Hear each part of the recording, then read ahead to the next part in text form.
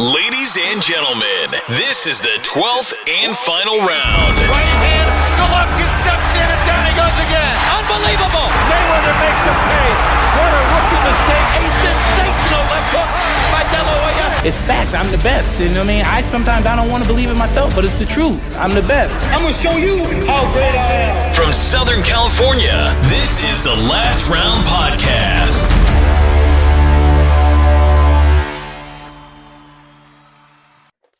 Welcome to episode 180 of the Last Round Podcast. No Danny Z today, but I brought a fellow Brit to help me along in today's show. Andy Clarke, welcome back. Thanks for joining me. No problem. No problem. How are things with you? How are things in Las Vegas? What time is it there? Over here, it is 9:15 a.m. 9:15 a.m. Okay, yeah, 5:15 here. Lovely weather in the UK. We're finally seeing a bit of summer. I went to watch some cricket at Lord's last week, which won't mean a lot to people listening in the United States. The game lasted into the fourth day, which is usually enough to send people off into a tailspin stateside when they hear that something lasts into the fourth day. But no, it's good. It's good. We're in a kind of interesting spell here, sports-wise, boxing-wise, for all sorts of different reasons, really. It's funny you say that because people at work, when they ask me about cricket and stuff like that, they can't understand how a game can last 4 days, and Americans can't understand how a sporting event can be a draw. Yeah, I know. It's cricket. I'll grant you is an unusual one in that you can have test matches that last 5 days, but as a sport, it's done a pretty good job of trying to evolve and keep itself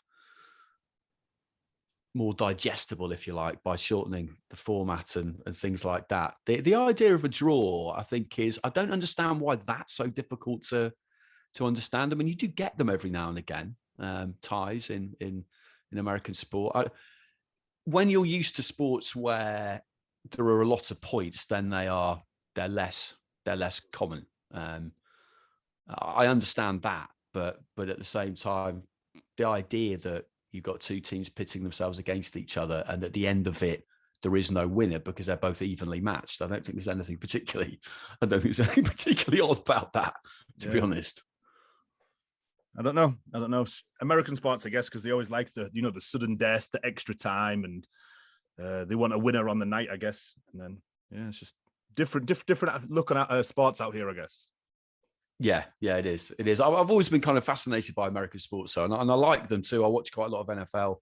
I watch a bit of baseball. Whenever I've been over, I usually try and get to a sporting event. I think whenever you go anywhere, going to watch sport, particularly if you go and watch a team who aren't maybe necessarily the big team, but kind of a neighborhood team or a local team, it's just a really interesting thing to do because it's what local people do. I think you can get a real feel for what a place is like if you go and watch the local team. Not, like I say, not necessarily the biggest team out there, but the one that if you live there, that's where you go. I think you can get a real feel for a place by going down to the local stadium, whatever it is.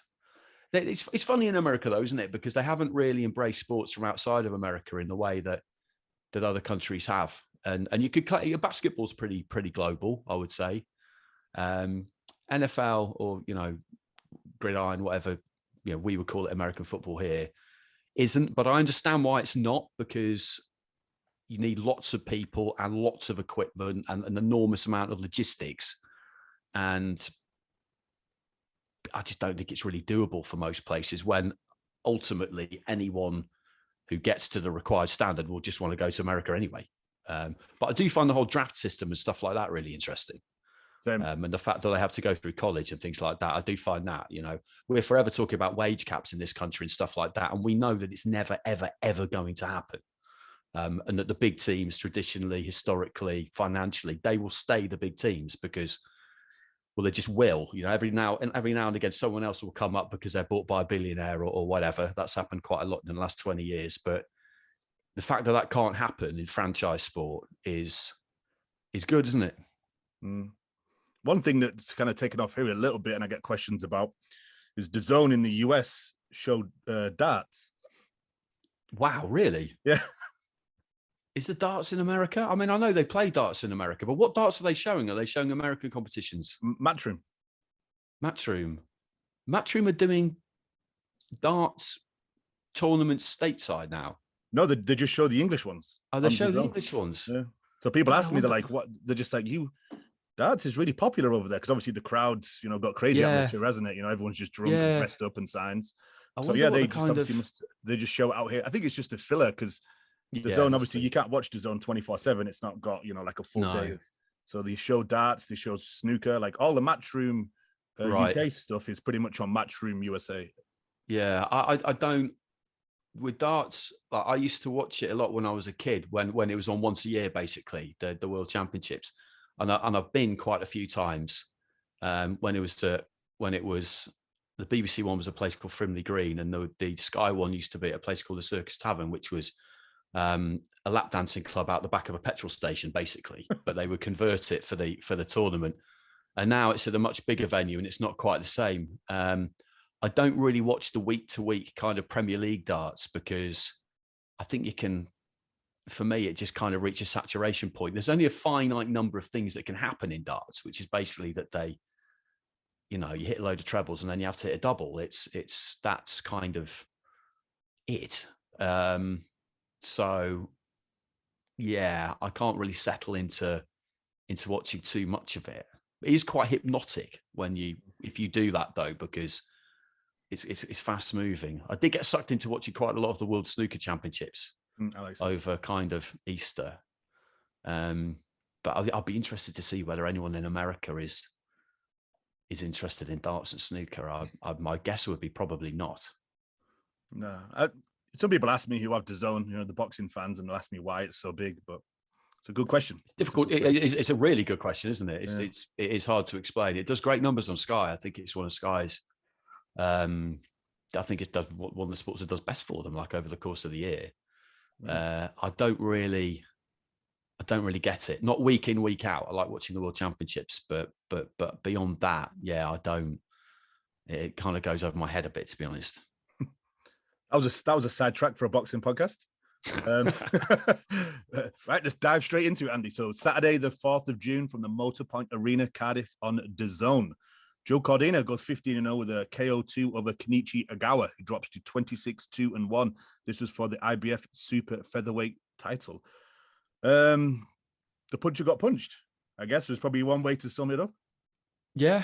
I thought that was going to be a very difficult fight for Cordina because I've watched him a lot since the amateurs. And the problem with him in the amateurs, or one of the things that you would have been concerned about when he turned pro, was not the ability level, because you could see that the ability level was there. It was just his tendency, even during the course of a 3-round fight, to just kind of drift. I remember working on the World Championships in Doha in 2015, and he was up against Robson Conceição in, I think, his second fight. And he won the first round, which is obviously what, in a 3-round fight, is huge. And then he just sort of drifted through the next 2 rounds, lost them and lost the fight. And that just really stuck with me. And I wondered when he turned pro whether he just had the kind of focus, the laser focus for it that you really need. And you always wonder whether people have got the minerals for it when it gets deep into a 12-round fight and it gets really hard. That's not specific to him.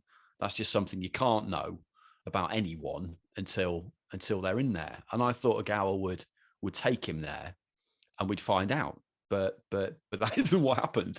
It was an amazing knockout, and I really didn't expect it. I don't know anyone who did. I don't know anyone who's even claiming after the event, because you always get a few of them that they thought that might happen. But I was really pleased because he's a nice bloke. I don't know him really well, but I covered quite a lot of his early fights, been to the gym to see him and stuff like that. And it's always good to see a home fighter win a world title. And in front of a home crowd, the atmosphere looked great. And that's winning a world title is always big, but that's a proper win because Ogawa was obviously confident because he was happy to travel. And I think during the week, he felt that he was going to be too much for Cordina in every way, really. What do you think's next for Cordina? The names, obviously, Zelfa Barrett, who was on this card, Shakur Stevenson, and then he has a mandatory to deal with, right? Is it Korbanov? Is that how you pronounce it? Yeah. Yeah, he'll probably have to do that then, won't he? Because the IBF are pretty strict. The IBF are pretty strict. In terms of the kind of more appealing fights, if you like, then Zelfa Barrett would be one that I would definitely be keen to watch. He won the European title on the same card, and I think that would be a good fight. But I don't know if you would necessarily want to do that now, particularly. Shakur Stevenson, I'm not sure. I mean, a unification is obviously great, but at the same time, I never want to say that somebody can't beat somebody else. It's a little bit disrespectful, but I don't think he can beat Shakur Stevenson, to be honest, to be blunt about it. But then again, it's a huge fight. It'd be a big platform. The money would be good. And once you've got to world level, you need to be confident that you can stay there, win, lose, or draw. I think that's maybe the attitude that Cordina has got, that take that big fight whilst it's there, because you could maybe make 3 defenses and not make the same amount of money you could in one fight against him. So that, yeah, I've just kind of talked myself into it. Actually, that's probably the most likely. That's the most likely big fight for him next. It'd be great to get Stevenson over to the UK. I wonder if they could do that. The problem is that Top Rank, you'd imagine, won't really want Stevenson fighting on DAZN, will they? I can't see them being keen on that. Yeah, I'll just correct myself. It's Rakimov. Rakimov is the mandatory, and people will recognize his name. He fought to a majority draw against Jojo Diaz. Back in February 2021. But yeah. Kurbanov was Barrett boxed Kurbanov at the weekend a Kurbanov at the weekend to win the European title, I think. I would agree with that, though, how you summed it up. I think Shakur Stevenson, you're going for greatness as well, right? When you've got some extra belts online. Being a British fighter, I think even, coming over to somewhere like Las Vegas is a dream, right? Everyone always, has that picture in the head of, coming to Vegas, your name's up in lights, fighting at the MGM, because, as a Brit, you grew up watching that, don't you, on, Sky Sports or whatever. Those are the fights that you stay up late for. So I think, Joe Cordina would probably want to come over maybe and fight Shakur.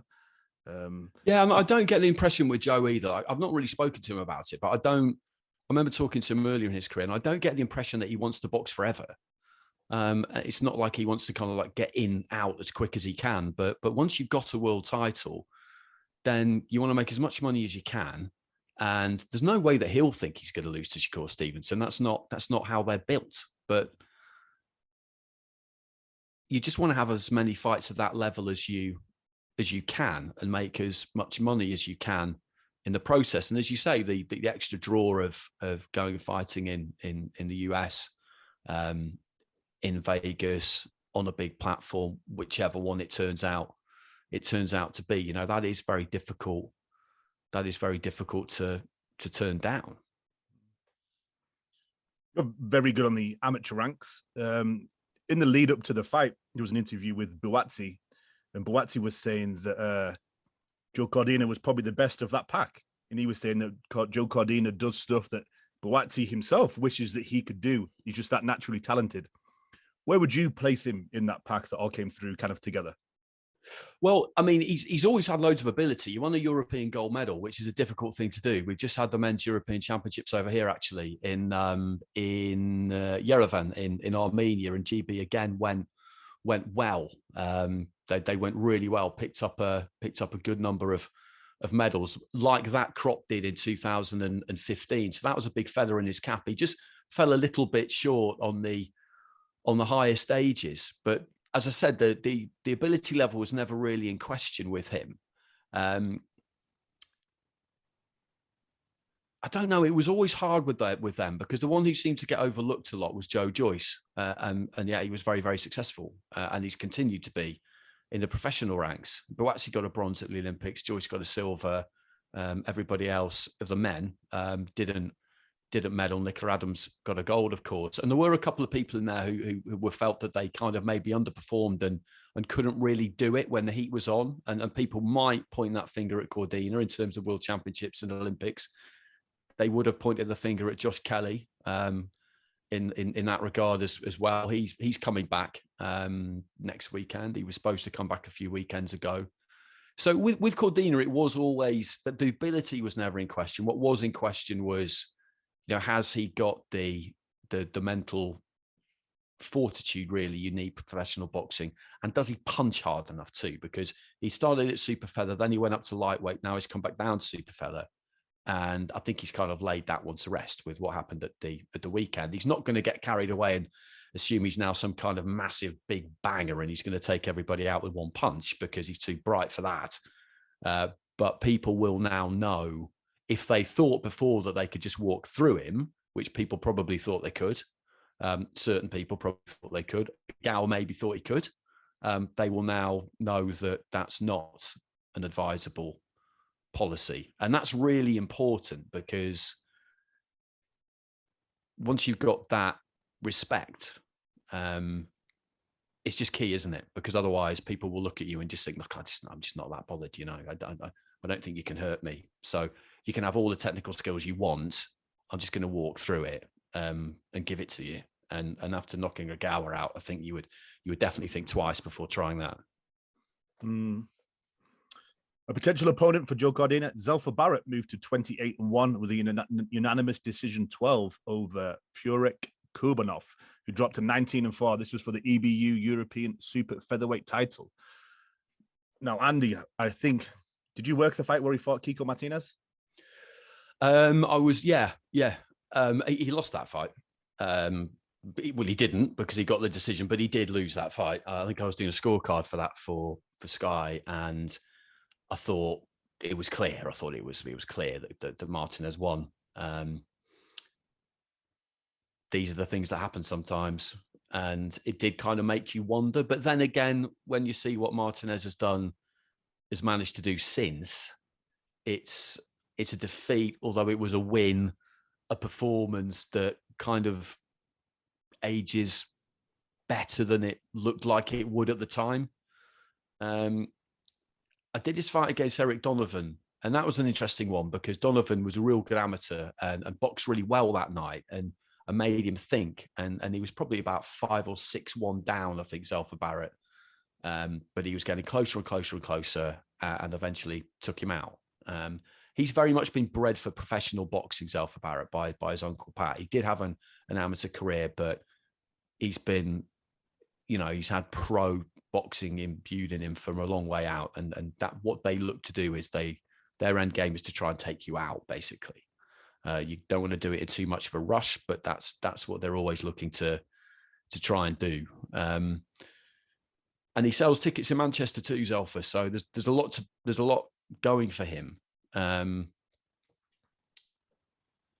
it'll be interesting to see what they do next with him. If that fight with Cordina isn't in the immediate offing, which I don't think it will be, to be honest. Do you think, looking at this performance, do you think that Zelfa's learned from those squeaky fights that he's had against, like Kiko Martinez, Eric Donovan? Yeah, I think so. Yeah. I thought he boxed really well. I thought it was just a really good all-round performance. So I think he has. Yeah, I think he has, and that's the most important thing, because when you get, sometimes there's a temptation not to analyze wins enough, particularly if they're slightly fortunate. There's kind of a sense often of, all right, okay, well, let's not talk about that one too much anymore. That's in the rear view window. We'll sweep that under the carpet, and well, hey, on we go. But every performance merits the same amount of analysis, whether you win, lose, or draw, because there are always things that you can learn from it. And I think he definitely has done that. That much would appear clear, because the opponent he was in with at the weekend was a good one, and the European title is a really good title to win. It's a massive achievement to win a European title. I don't care what anybody says. So it was a big step forward for him. I think it was a big step forward for him. And there's no particular rush with him either, I don't think. He's still pretty young. I remember when he lost to Ronnie Clarke. And even watching that, you felt that it was kind of a good defeat, because he got put down heavy with an uppercut about midway through the fight. But he dug in and got himself back in it. He lost, and he definitely did lose. But just the way he responded to it and the way he kind of grit his teeth and got on with it was encouraging. And you could see that there was definitely something there. There was that kind of fortitude there. So, yeah, I mean, I think he's, again, it's kind of one step at a time with him. Even now, you get to European level, there's no mad panic or rush to get him into a world title fight, I don't think. What do you think about someone like a John O'Carroll for him next? If I agree, I don't think we'll see him in there with Cordina or Shakur Stevenson. So he needs somebody to get in the ring with. Yeah, Jono's. I mean, I saw him in. I chatted to him in Dubai before his fight in March, and the situation he was in at that point was that he was at number 2 with the WBA. Hector Garcia had just unexpectedly beaten Chris Colbert, which wasn't supposed to happen. So Garcia had gone in at number 1, I think, and he was then in line to box the champion, which is Gutierrez, I think, isn't it, with the WBA. So he was sort of hovering, and he had quite an easy fight that week, one that he was, to be honest with you, always going to win, and he did it comfortably. But he's not the kind of person just to hang around and tread water and wait. So if you could tempt somebody into something, if ever you can tempt somebody into a fight when you might think it would be one that they would swerve, then he is your man. And that would be a good fight. That would be a good fight. There are problems with it, though, in terms of making it. Yeah. The usual promotional issues, I guess, different TV contracts. And yeah, maybe he wants to wait. Maybe he wants to wait for a bigger person, for the WBA. Next up on that sheet, we have Dalton Smith, 11-0 against Moro. You're going to have to help me with this, Andy. Is it Peruno? Yeah, so that'll do. Yeah, he was supposed to box Akeem Ennis-Brown, Dalton Smith, for the vacant British super lightweight title, and Ennis-Brown pulled out, which was a real shame because I liked that fight. Ennis-Brown, I thought, was very hard done by against Sam Maxwell. I commentated on that when Ennis-Brown lost his title.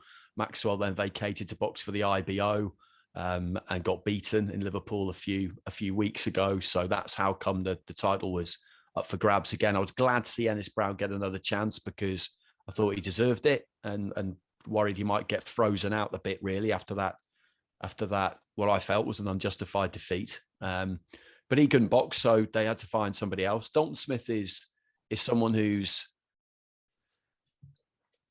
he's always made me confident that he can go a long way. I first saw him at the World Series of Boxing finals in Tashkent in 2016. And at that point, I'd heard about him, but I'd not seen him. And he'd have been about 18 at that point, 19. And he'd never boxed in WSB before, but he went straight into the finals against Yasniel Toledo of Cuba and gave him a really good fight. And he was just quite confident around the place during the week. I remember chatting to him, and I think I had to get him to do an interview for Uzbek TV or something like that, and he was totally happy to do it. He was, he's just comfortable around the whole thing, really. So since then, I've always felt that he could move quick. When the weight categories were redrawn around the Olympics, and he had a few hand problems, he decided to turn pro, younger than people ordinarily had done over the course of the previous sort of Olympic cycle. And he's just looked really good all the way through. The fight for him now is Harlem Eubank, because I commentated on Harlem Eubank a few weeks ago, and he knocked out Sean Dodd. Really good performance. He was hoping that he would get a shot at that British title. That's what he wants. And Dalton Smith against Harlem Eubank, I think, would be a terrific fight, because Eubank I rate as well. I wouldn't like to say who would win that, because he's really honed his craft in the gym. He's a tremendously hard worker. They both are. Good skill set. And that'd be a great fight. That'd be an absolutely tremendous fight. I think everyone agrees that Dalton should be moved quickly, and he keeps fighting for these like WBC international silver titles and WBA intercontinental titles. Do you think he should just kind of take a step back as such and pick up like British, Commonwealth? Yeah, I do. Yeah, definitely. I think that's absolutely the right thing for him to do. I think this fight against Harlem Eubank, it's just a brilliant fight for both of them. Harlem's career has been a little bit stop-start through no fault of his own. He hasn't had the spotlight that somebody with his surname might normally get. He's kind of had to work hard behind the scenes. He's kind of done it the hard way in a sense, which is not what you would really expect when you call Eubank. It's just a brilliant fight, that fight, and whoever loses, it's not fatal. It's definitely not fatal. I cannot see it not delivering. I just think it would be a really, really good contest. I think you could really get behind it and build it up. Obviously Dalton boxes on DAZN, Harlem's with Wasserman. So Channel 5, you'd see wherever that ended up landing. I just think it would be a terrific fight for the pair of them. And you don't need to move past domestic level with too much of a hurry. You see people do it because they quickly get a really lofty ranking with one of the sanctioning bodies. Anthony Yard did it. For example, Archie Sharp has kind of done it as well. It happens every now and again. And you can understand why at that point you don't want to risk it. You don't want to risk that ranking because you might get a world title fight. But ideally, the thing to do is go through those steps, is taking a step at a time. It's kind of like taking an exam, isn't it? You don't want to go straight from your GCSEs to a PhD because it's a big ask.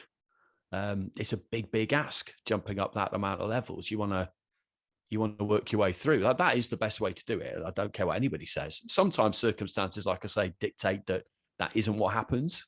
But there's no reason. I'm thinking if you're Dalton's dad, Grant, who trains him and guides his career, or your Eddie, his promoter, why wouldn't you want to fight Harlem Eubank? I don't understand. I'm not heard that they don't, or that there's any particular problem with it. I think they both want it, and I think it makes total sense.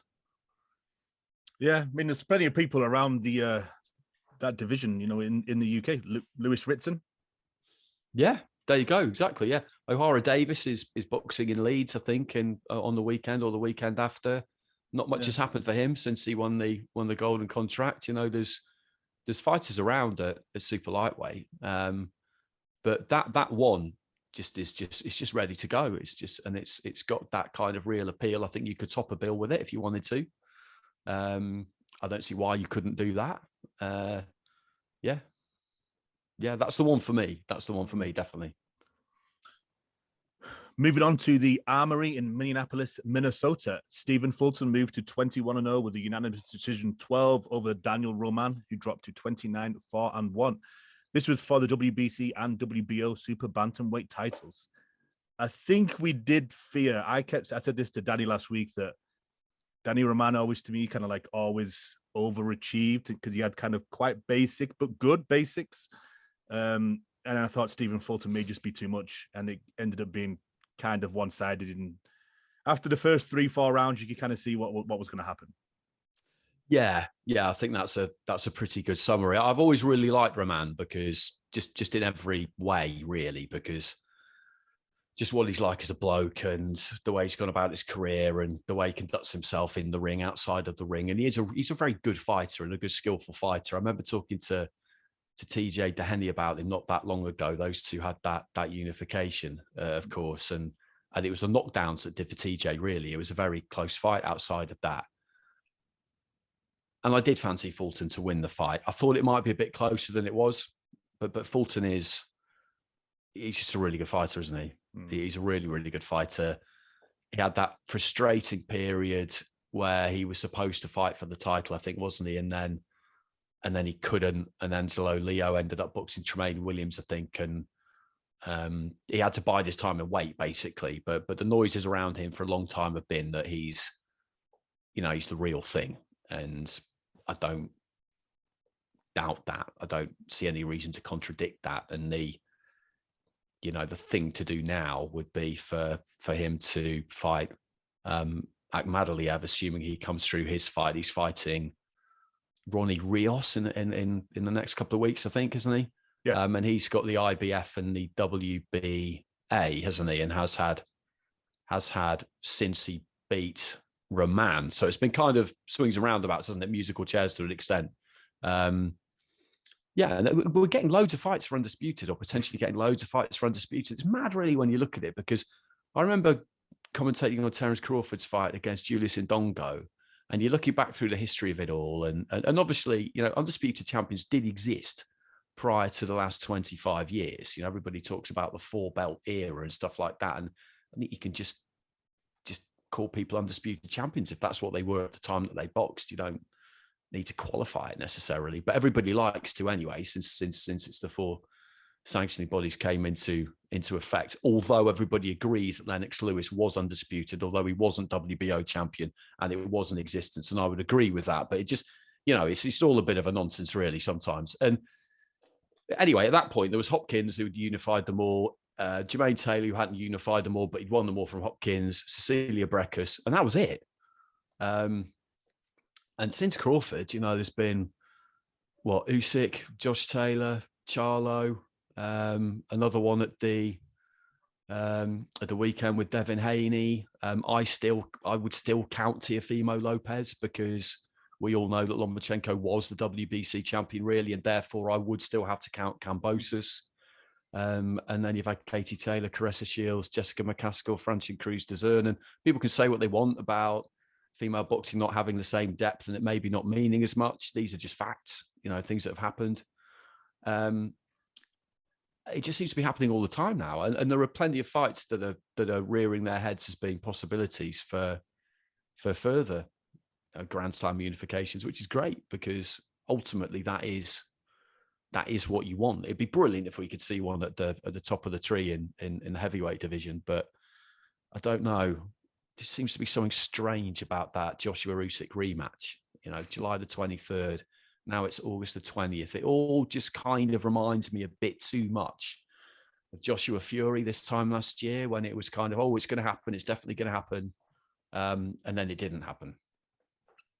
Do you think we'll see Fulton MJ with the different promotional aspects that always come up and spoil these fights? I hope so, but it's hard to say, isn't it? It is hard to, yeah, it's always hard to say with that. It's always hard to tell. I'll say yes. I think they could probably get that one done, hopefully. But I don't know. The situation in America is really interesting, because, you know, the stuff that Leonard Ellaby was saying about Eddie last week, and, you know, people recycle old clips of Bob Arum essentially saying the same thing and stuff like that, about basically how he's come over to America and all he's done really is just give away loads of money. And that's not a very difficult thing to do. I think that's a little bit of a simplistic analysis of what's actually gone on there. But at the same time, there doesn't seem to be an awful lot of love for him in the US amongst the other promoters. And I don't think there's any real will on their side, whoever it is, to make his life any easier. And the problem with that is that it can sometimes extend to your boxers. What's the view? What is the view in America about the zone and Matchroom USA, and whether it has or hasn't, or is or isn't working? I mean, when I looked at it, I remember thinking when it all started that the really early days were absolutely key, because they chose to kind of broadcast literally how much money they had. And I understand why you would do that. You either you do it or you don't. Either you don't tell anyone, or you make a big thing of it, which is what they did. And I understood why you would, you know, it's a binary choice, and they went down that route. But I remember thinking to myself, if they don't get the likes of Gervonta Davis and the Charlos and Broner and other people like that they were targeting at the time, if they don't manage to get them, then they've got a problem. Like that, I just felt the early days were really, really important. And of course, they didn't get any of them. And since then, I think it's been hard work. It's not like they haven't put on good nights and good fights, because they absolutely have. But in terms of really making that impact, I'm not sure if they've really done it. It's hard to say, because obviously when you're, you know, obviously a new business and you come in, you know, you're going to have to kind of lose money at the start to attract people to come in, you know, so they kind of like paid Jesse Vargas like 3 times or 4 times what he was making at, you know, Top Rank. And then I know people who have the app. The problem about the app is there isn't much on there. You can't, you get the app and it's just like, you know, a fight every Saturday. There's not much really in between. You don't have much, many old fights or documentaries or, you know, various different sports where you can watch DAZN, you know, 24/7. But I mean, to me, I think they put on good fights. You know, now they've got some of the biggest stars, haven't they? You know, like they had Mikey Garcia tied up for a little bit, Triple G, you know, Canelo, Anthony Joshua to some extent, depending on what happens, obviously, with his new contract. So, yeah, I think they've done some good things, but I don't know. I think he gets that kind of stick because he's a new guy on the block and he's making waves, you know, and he has probably taken some fighters away from some promotions, you know, who they want. Like, what if he gets Gervonta Davis? You know, LAB's going to love him even more, isn't he? So I think that's the thing. Exactly. It's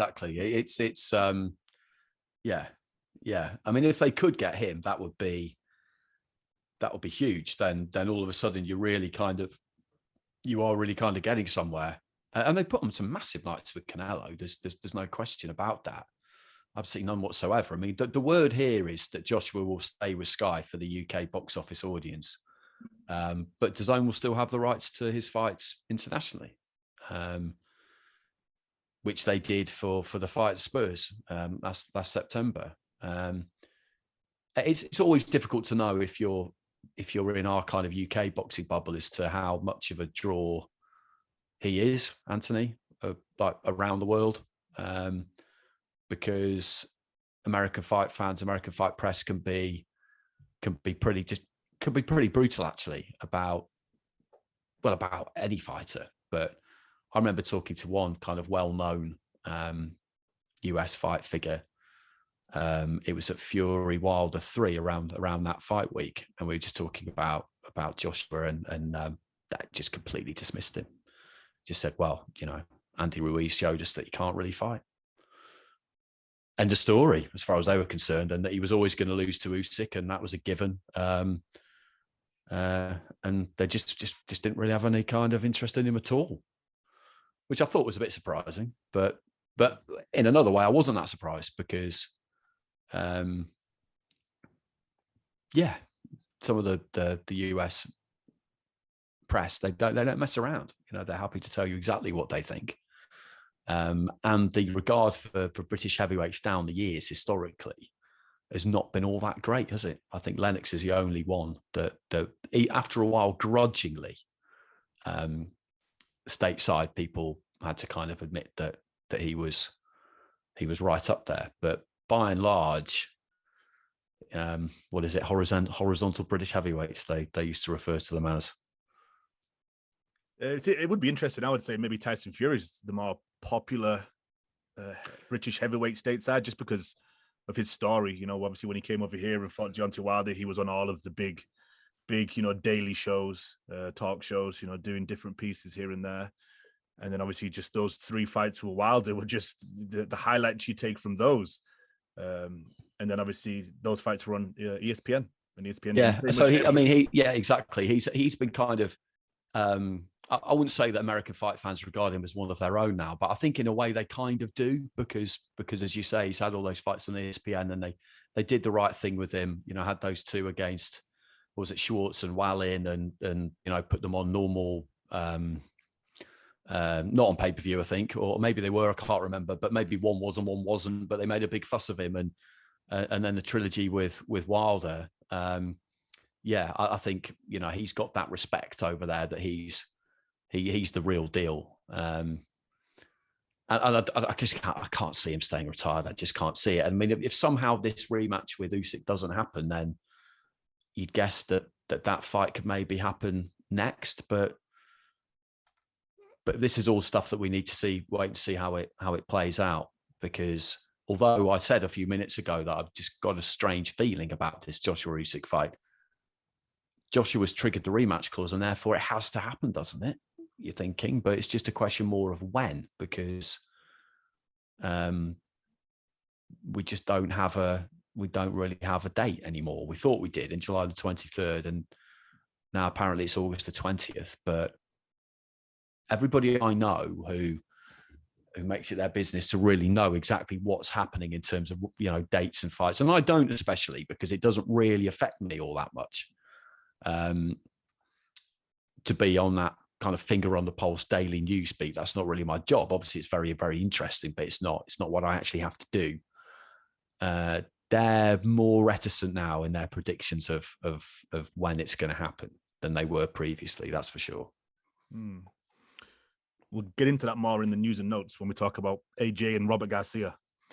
I put that on the news and notes to get your version from the UK. But moving on, Sunday the 5th of June, Marvel Stadium in the Docklands, Melbourne on ESPN.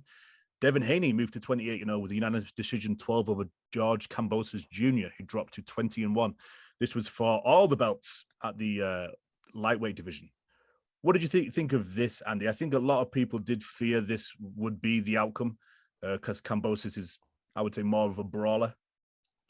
Yeah, I always fancied Haney to win because I just felt that he was much the better technical boxer of the two. And the question mark still remains, what would he do if he got dragged into something, if Kambosos was able to drag him into something, which I felt he would be able to do at some point during the fight. But Haney's technical superiority and temperament as well just meant that it wasn't really close. It wasn't really close. And it was a shame because as a spectacle, although you could appreciate what Haney did, and it was a terrific performance, and he's not going to go in there and fight some kind of fight, even for a couple of rounds, that's going to give Kambosos more of a chance just to please the crowd. That's not what this is about.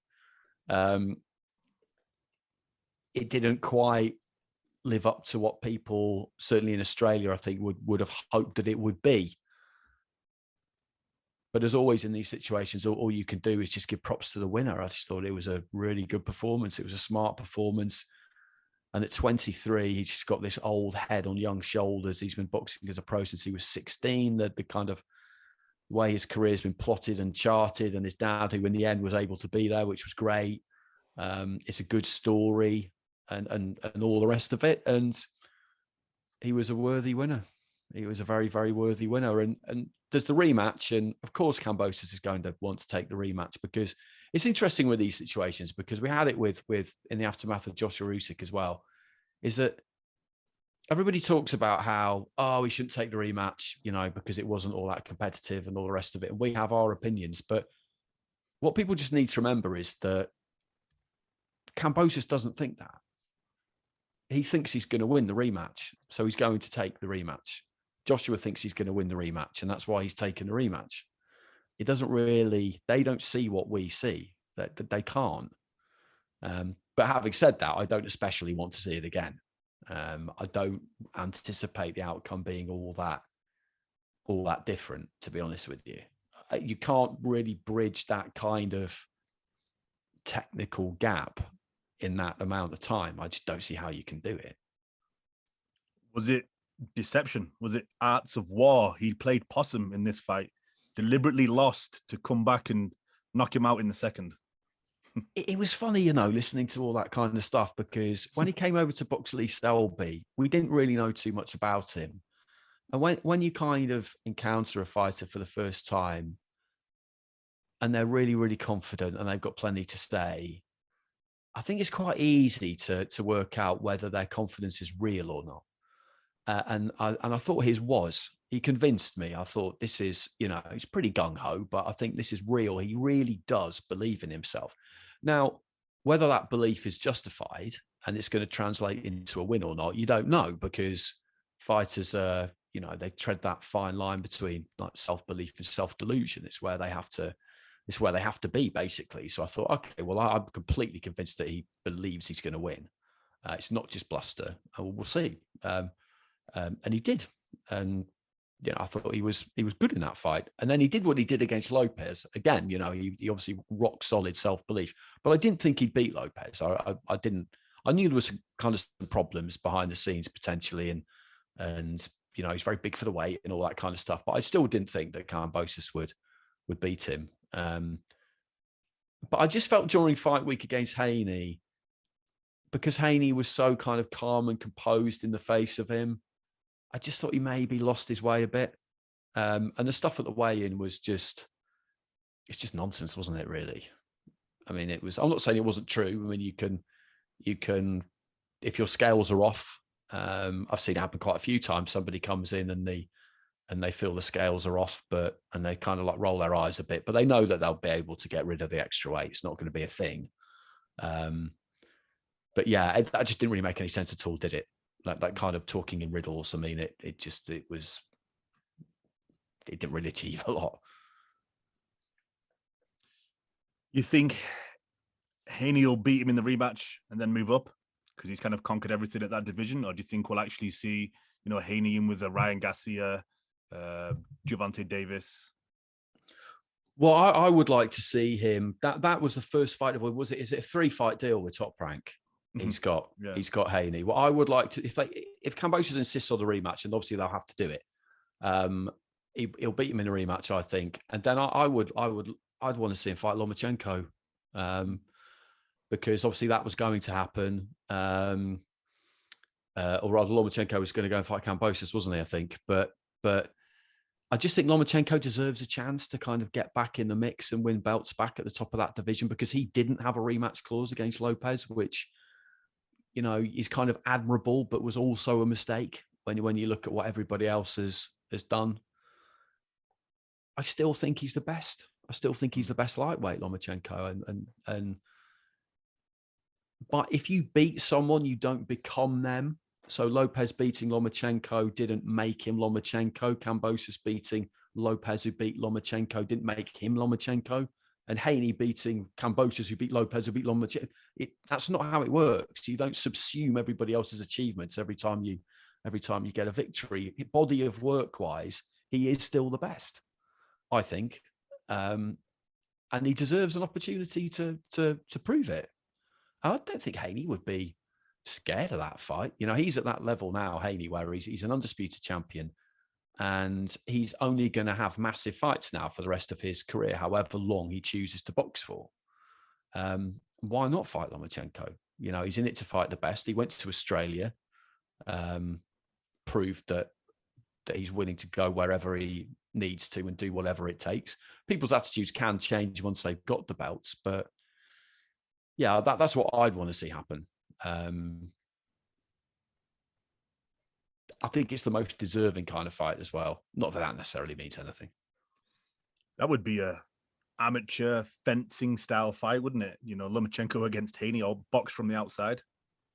Yeah, could be.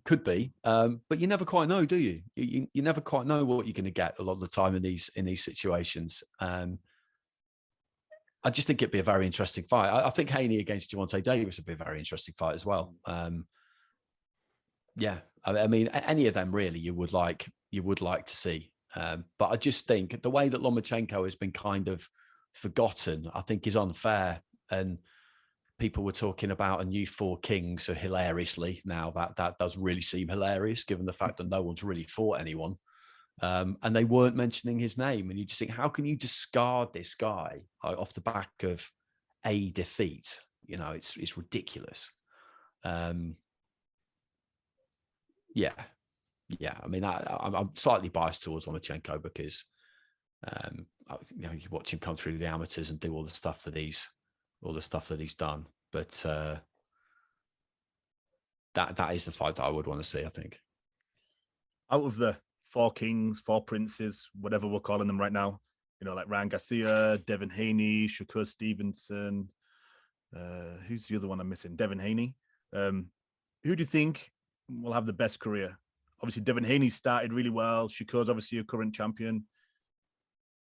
I think that's a good question, that. I think maybe Stevenson. He's won titles at 2 different weights already. And he's put in some big performances. That's a big performance against Valdez. That's a big performance against Herring. They're real quality performances against high quality fighters. I'm not disparaging Haney's win against George Kambosos, but like I said, Kambosos beating Lopez, like one outstanding win, an elite level fighter does not make, if you like. I think there's a handful of truly elite level fighters. Like you're looking at Roman Gonzalez for me, like in a way, Crawford, Usyk, Canelo. I'm missing people out now. Lomachenko, I would still put in that bracket. And one win doesn't get you there. I don't think so. Even though that's a massive win for Haney and he's undisputed champion, and massive congratulations to him for that. Does that mean because he's become undisputed champion that his body of work up until this point is better than Stevenson's? Not necessarily. I would probably pick Stevenson out of those lot, but not with any massive amount of confidence. Garcia kind of fascinates me because that fight against Luke Campbell, that was really impressive. It was really impressive. And he's had a bit of time out since then and all that kind of thing. But he does need to be in a really big fight, I think. You're on the quite same simply. You picked the same as Kevin Iole and I think Dougie Fisher. All three people we've asked all picked Shakur. There's just something about him, I think. Like, he turned pro young. He did very well in the Olympics, lost to Ramirez in the final. It was a great final. And what I liked about it was how absolutely devastated he was after the final. He was, what was he, 21 at that point, something like that? Maybe not even that old, actually. And he might have been 19, actually, the Olympics. And you might think that you would be proud of yourself winning a silver medal at the Olympics, but he wasn't. He was just kind of heartbroken that he hadn't won gold. And you'd like to see that. You do like to see that. Ben Whittaker was like that after he lost his final in Tokyo last year. And sometimes I look at it and just think, okay, well, you're being a bit hard on yourself. In the months to come, you will realize what you've done. And you hope that they do, because it's a difficult way to live your life if you're not willing to give yourself any credit for anything. But some of them are like that. He's got a good story and all the rest of it, Stevenson. And people were thinking he was maybe moving a little bit slow and he wasn't particularly impressing. But then when he needed to step it up and do the business, he's done it. And yeah, he's going to move up to. He's going to keep moving up in weight, isn't he? That seems pretty much a given. I think the moving slow was good for him because I think he matured. Yeah, I think, but Top Rank are great at that, aren't they? They know exactly what to do with people. They know what the right fight at the right time is. They know that it can be ruinous to throw somebody in too deep because, it doesn't matter if you lose, so long as you gain something from the experience. But you can put somebody in with someone and you just get a confidence shattering beating and you're never the same again. And it can happen to anyone, really. It's a very fine art matchmaking, which has maybe been lost a little bit over the last few years, but they're very, very good at it. And there was no rush because he's still really young. So you would never expect them really to make any kind of mistake on that front, and they, predictably they didn't. Big Daddy Brown, TKO one of a junior far, also on that same card. I did not expect this. No, I don't think anybody did. I don't think anybody expected that. My heart kind of sank when I knew that he was continuing to box Lucas, really, because I first met him, I think, in Wolverhampton in like 2014, and he was over to fight Andrei Rudenko on the undercard of Frankie Gavin, Leonard Bundu.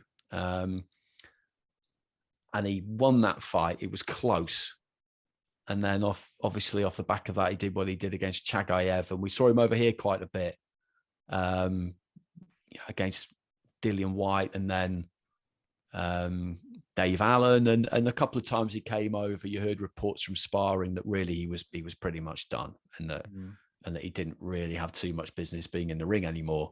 And you never want to see that because Lucas is a real interesting character because you look at him and, the shaven head and the tats and he's a heavyweight boxer and all the rest of it. And it'd be very easy to make some assumptions about him. But when you talk to him, he's just not what you expect. Like he's a kind of thoughtful guy. And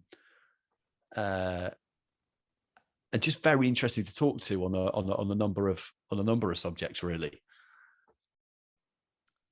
So I was just kind of dismayed when I saw that he was continuing to box. I was just really hoping he wouldn't. But what a win. It was an absolutely massive win against Junior Farr, who, gave Joseph Parker a decent fight, 15, 16 months ago. And he holds the win over James Toney. Yes, indeed he does. Do you know who he always reminds me of that I thought was a decent-ish boxer? Richard Towers. Yeah, Towers was a real interesting one as well. He did he fight Lucas Brown, Richard Towers, at one point? I'm not sure. I remember Richard Towers in a heavyweight fight in Sheffield in like 2012 against Gregory Tony, which is one of the most bizarre kind of heavyweight fights I've seen.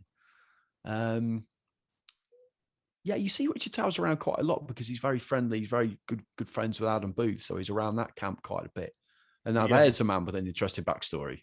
He lost TKO 5 to Lucas Brown in 2013. That's it. So Lucas Brown, kind of got picked up by British TV. So the first time I saw Lucas Wood, so it wasn't Wolverhampton. It was before that. It was, that was a card up in Yorkshire, wasn't it? Because he was with Hatton. Ricky Hatton brought him over. The first time I met him was at the weigh-in for Anthony Croller against Derry Matthews in Oldham in April 2012. And I remember it now because he just looked like he'd been transplanted from another world because, it was freezing and pissing it down. And he boxed on the undercard in a 4-rounder. He was still massively jet-lagged, but he was absolutely chuffed to bits to be there. Heavyweights just throw up these stories, don't they? That you just never really expect. But Lucas beating Junior Farr was not supposed to happen. That was not something that anybody at all saw coming.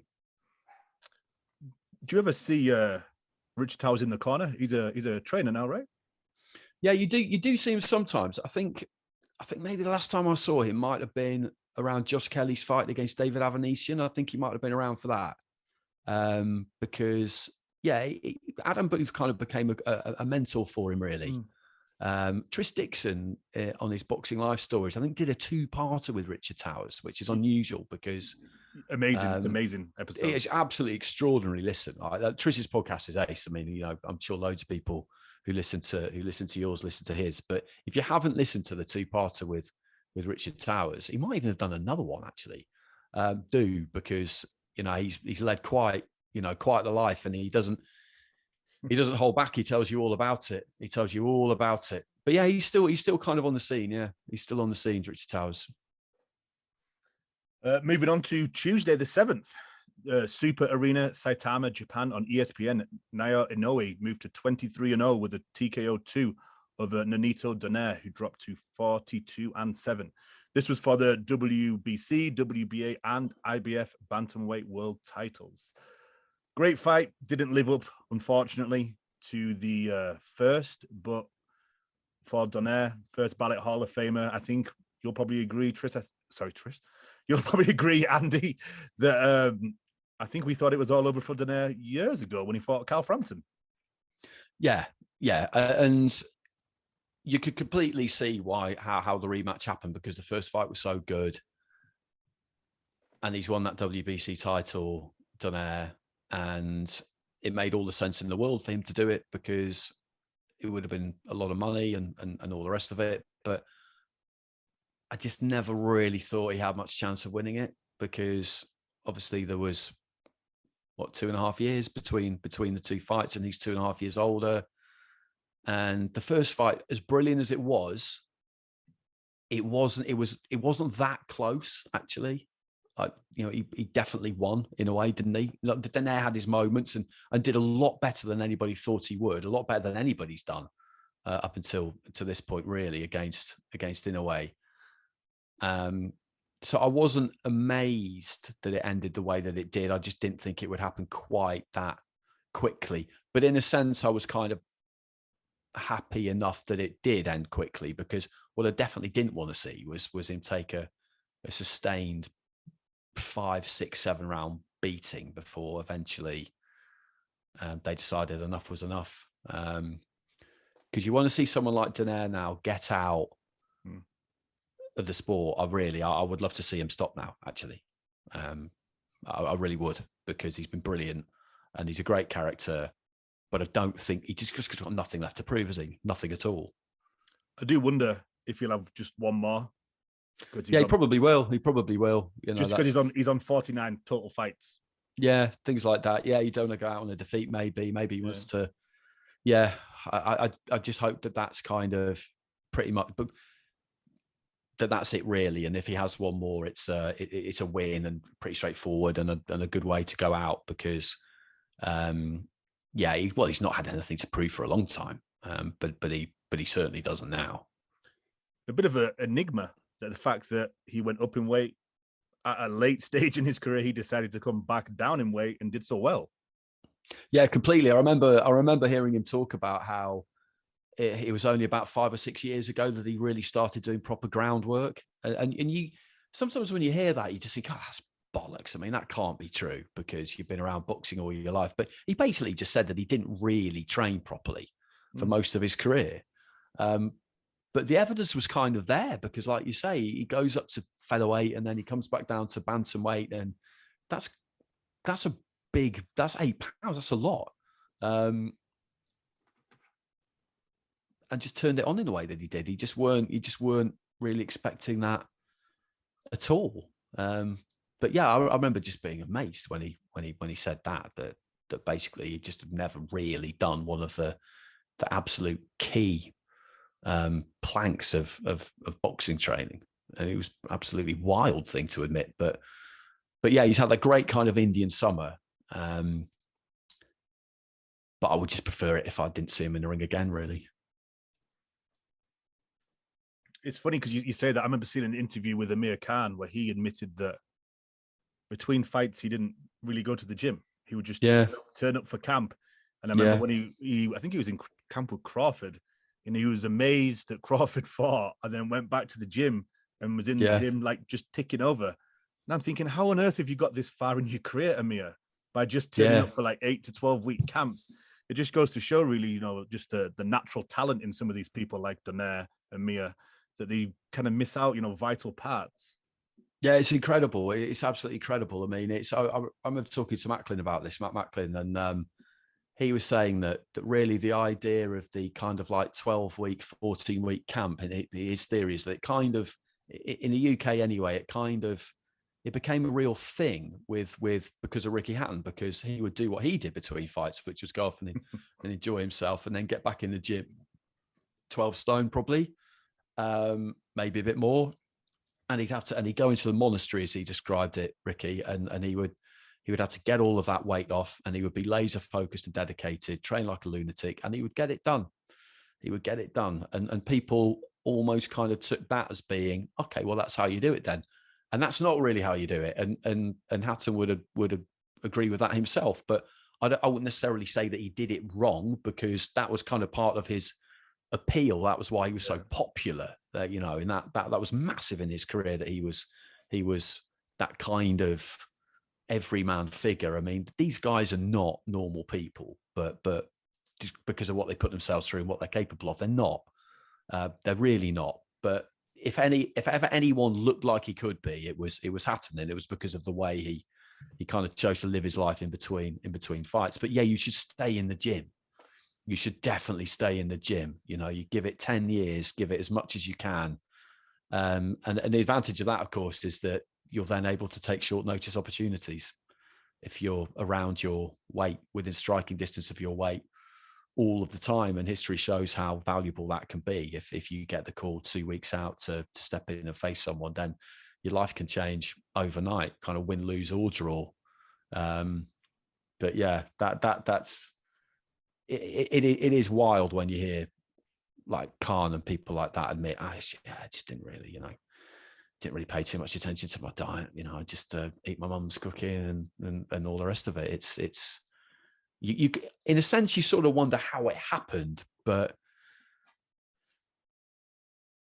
yeah, I mean, it's an individual sport, isn't it? People find their own way. That's a good point you just said about Ricky Hatton. I never thought of it like that. If he hadn't have gone for all those beers, done all that sort of stuff, been a man of the people, he wouldn't have had those legion of fans, and he wouldn't have filled those stadiums, and maybe he wouldn't have got those big fights. So yeah, I never really looked at it like that, but that's true. No, I mean, I had kind of an argument with somebody about this a while ago, and they were saying, imagine what he might have done if he'd kind of hadn't gone out and he sort of stayed at home and gone to bed early and stayed on weight and all the rest of it. And I remember just saying to him, listen, like, I get it. I understand what you're saying, but look at what he did anyway. Like he was the best in his weight division. People forget this about Hatton. It's kind of, I find it slightly annoying. Like he beat Costas U. It was the undisputed number one. He was the best fighter in the world at his weight division. Like how can you do any better than that? And the defeats came against, Mayweather when he stepped up, against an absolutely supersonic Pacquiao. And then I don't even really count the other one against Senchenko, because the comeback was about so much more than just winning a fight. He was immaterial really, whether he won that fight or not. It was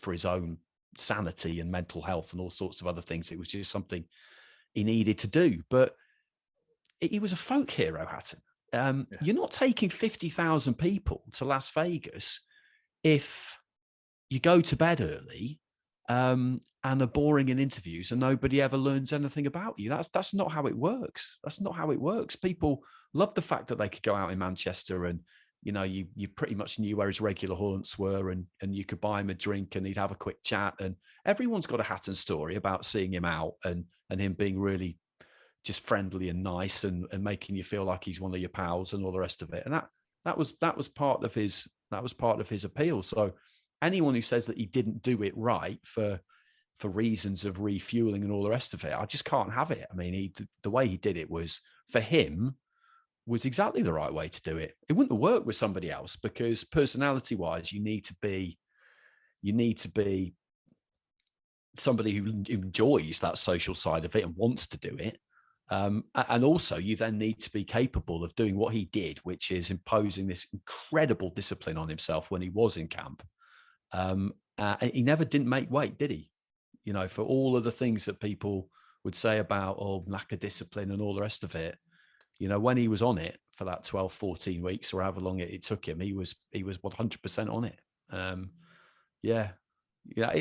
It happens in lots of sports, doesn't it? But people kind of sometimes, I don't know, they like to criticize and look at what people didn't do. And, it's always better just to look at what they did do. And what Hatton did in boxing terms, what he achieved was mega. And then outside of that, in terms of the popularity and what he did for boxing was massive. I mean, it was absolutely huge. You can't, people talk about like people's champions a lot and all the rest of it, but he really, truly was one. The like of which we may never see again. And he also holds one record that nobody else holds in the world. Him and his legion of fans drank the MGM Grand dry. There you go. That's never been done before. There you go. Exactly. And he could fight. And that, like I say, that he was the best fighter in the 140-pound division. He provided that night in Manchester. The people didn't think he was capable of doing that, of beating Costas U, but he did it, and it was absolutely epic. And like I say, everyone's got a Hatton story, but what it all comes down to is he was top level when it came to the boxing inside the ring. He was absolutely top level, and that's why he was in Vegas in all those big fights. That's why American TV loved him, because he was good to watch as well. He had absolutely everything. He had everything you could possibly want. He was a dream if you were a boxing fan or a general sports fan. If you're a TV exec, if you're a TV interviewer, if you're a commentator, it's one of those things that I think, like, I never really worked on any Hatton fight, so I commentated on his comeback. But that must have just been an unbelievable ride, an incredible ride. And I just hope that people I know who were on it all the way through, they realised it as well. They knew at the time that this is not normal. A bit like going to a load of stadium fights with AJ, which I've been lucky enough to do. Every time I've done it, I've looked around and thought, like, this literally may never happen to me again. And Hatton was one of them. Yeah, undoubtedly he was one of them. Correct me if I'm wrong, but he's probably the biggest name fighter I remember really parading around a WBU or WBF title. Yeah, the WBU title was great for him. In the early 2000s, there were a few who had one. I think Gomez had one, didn't he? Anthony Farnell had one. And it was a title that really did something, it did something for you. I remember working at TalkSport in the early 2000s, and I was always trying to get boxers on, and I remember saying to them, "Oh, I should get this kid from Manchester on, Ricky Hatton," and they said, "Oh, what's he on?" And I said, "Well, he's the WBU world champion," and I knew that didn't in our world mean loads, but it was a good example of for a kind of casual, my sort of editor. That was enough. That sold it to him. Oh, he's a WBU world champion. Brilliant. So we started getting him on, and he was great on the phone and all that kind of stuff. And you could tell that he was sort of made for the press. But yeah, those WBU titles, they for a while there, that they did a lot of people a lot of good. I wonder why it died its death, because Ricky was like we just said, he was a huge name. I can't remember what happened. With it. But yeah, it was mainly around those kind of Manchester nights that the fighters up there. Yeah, Farnell definitely had one. I'm sure he had one. And like I say, I think Gomez had one as well. That whole Manchester scene at the time was just absolutely flying. Macklin was up there as part of the setup, part of the gym. And, it was, you talk to people about kind of periods in their careers and did you realize that there was that something was really happening? Like you think about Sheffield and the Ingalls and Naz and stuff like that, and then Hatton and Manchester and they all say, yeah, they did. Yeah. Like the buzz was around all of the gyms. And it was pretty much created, not just by one person, because you had phenomenally popular local guys like Gomez and Farnell and Jamie Moore and others. But yeah, you've always got a ringleader. You've always got the Pied Piper, and that was definitely Hatton. And that fight against Mayweather, it was so big, wasn't it? Even though it was at 6 o'clock in the morning and it wasn't on terrestrial TV or anything like that, and it was just so big, and the coverage on 24/7, and just remember being just glued to it and addicted to it, and really believing that he could win as well. Like I really thought he could win. I just threw all of my kind of rational analysis out of the window there, and was just devastated when he lost. we always back our own Brits. We always back I think you have to. We convince ourselves. Yeah, of course, yeah. I know a lot of people did that week. Me and Matt got Mike Costello wants to talk about it on Macklin's Take, which is going to be back. If anyone listening is wondering about that, we will bring it back towards the end of the year. It's just we've had a few things to sort out. And Mike said that he knew loads of people in boxing. He didn't name names, but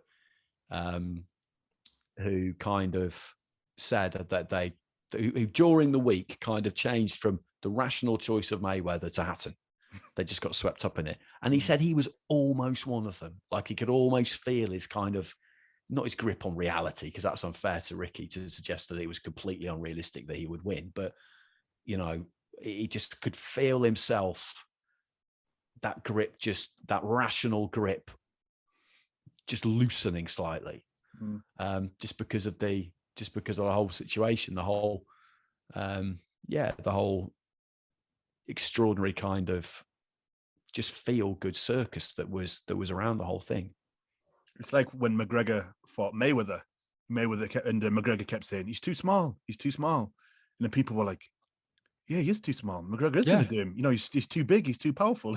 You just get swept up in these like Showtime All Access or the UFC. Oh yeah, and that's what they're for. They're for, absolutely. And I love all of that. And it's something that has kind of disappeared a little bit. Sky do behind the ropes.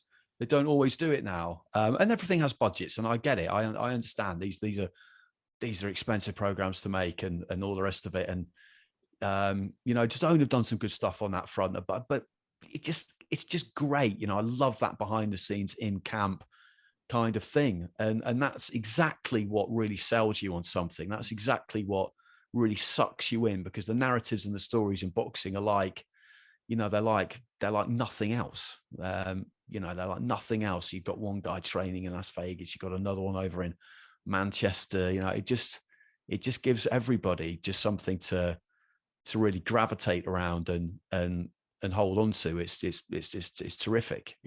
I could watch that stuff all day. Yeah, I do. I like to watch those. I'm not too sure how we went from, where did we go from there? Nana Inoue to Ricky Hatton. We did, yeah, seamlessly. Right. Seamlessly. Fight previews this week, Saturday the 11th of June from the Honda Center, Anaheim, California on DAZN.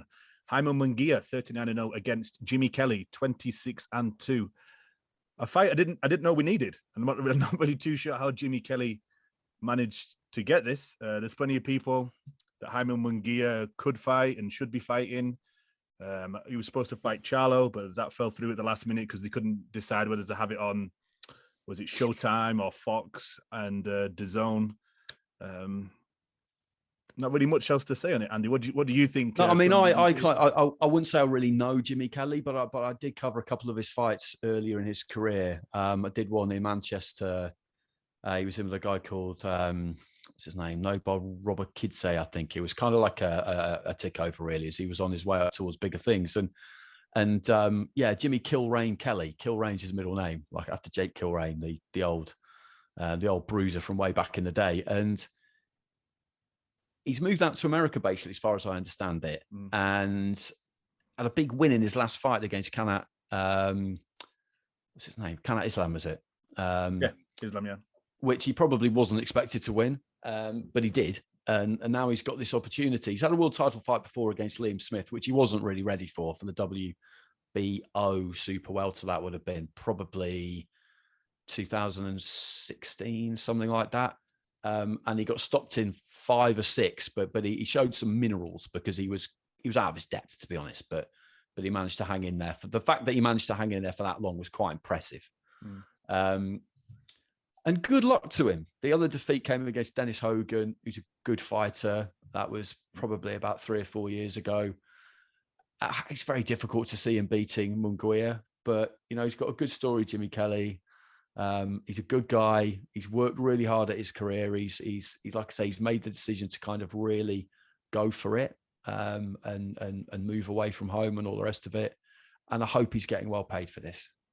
It's difficult to see him winning, but I wish him all the luck in the world.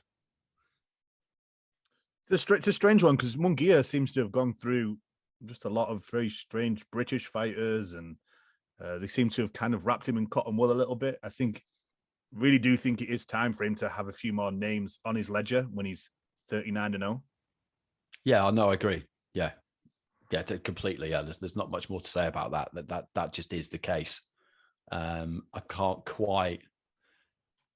It's difficult to work out really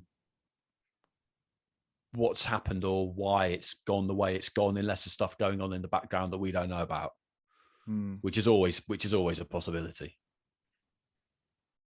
Next up this weekend from the Casino Miami in Florida on Fight TV, and I think it's on BT Sport in the UK. Trevor Bryan 22-0 against Daniel Dubois, who's 17-1 for a version of the WBA heavyweight world title. What do you think of this, Andy? Well, I'm all over this like a rash because it's. Firstly, because it's a kind of a Don King promotion. Don King's still in the game, and you look at some of the stuff they've been putting out, like the posters and the kind of promos and things like that, which are just like wonderfully old school. I've been lapping all of that up. It's in Miami.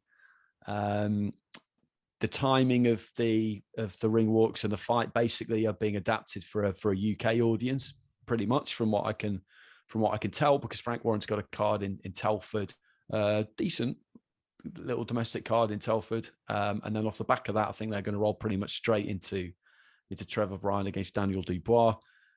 Trevor Bryan, he's been right up towards the top of those WBA rankings before he became regular champion for a long time, and no one really had any interest in fighting him, to be honest.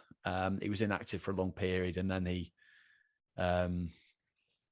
boxed again in 2021. Was it early 2021? His last fight was Jonathan Guidry, I think, wasn't it? And Daniel Dubois should beat him.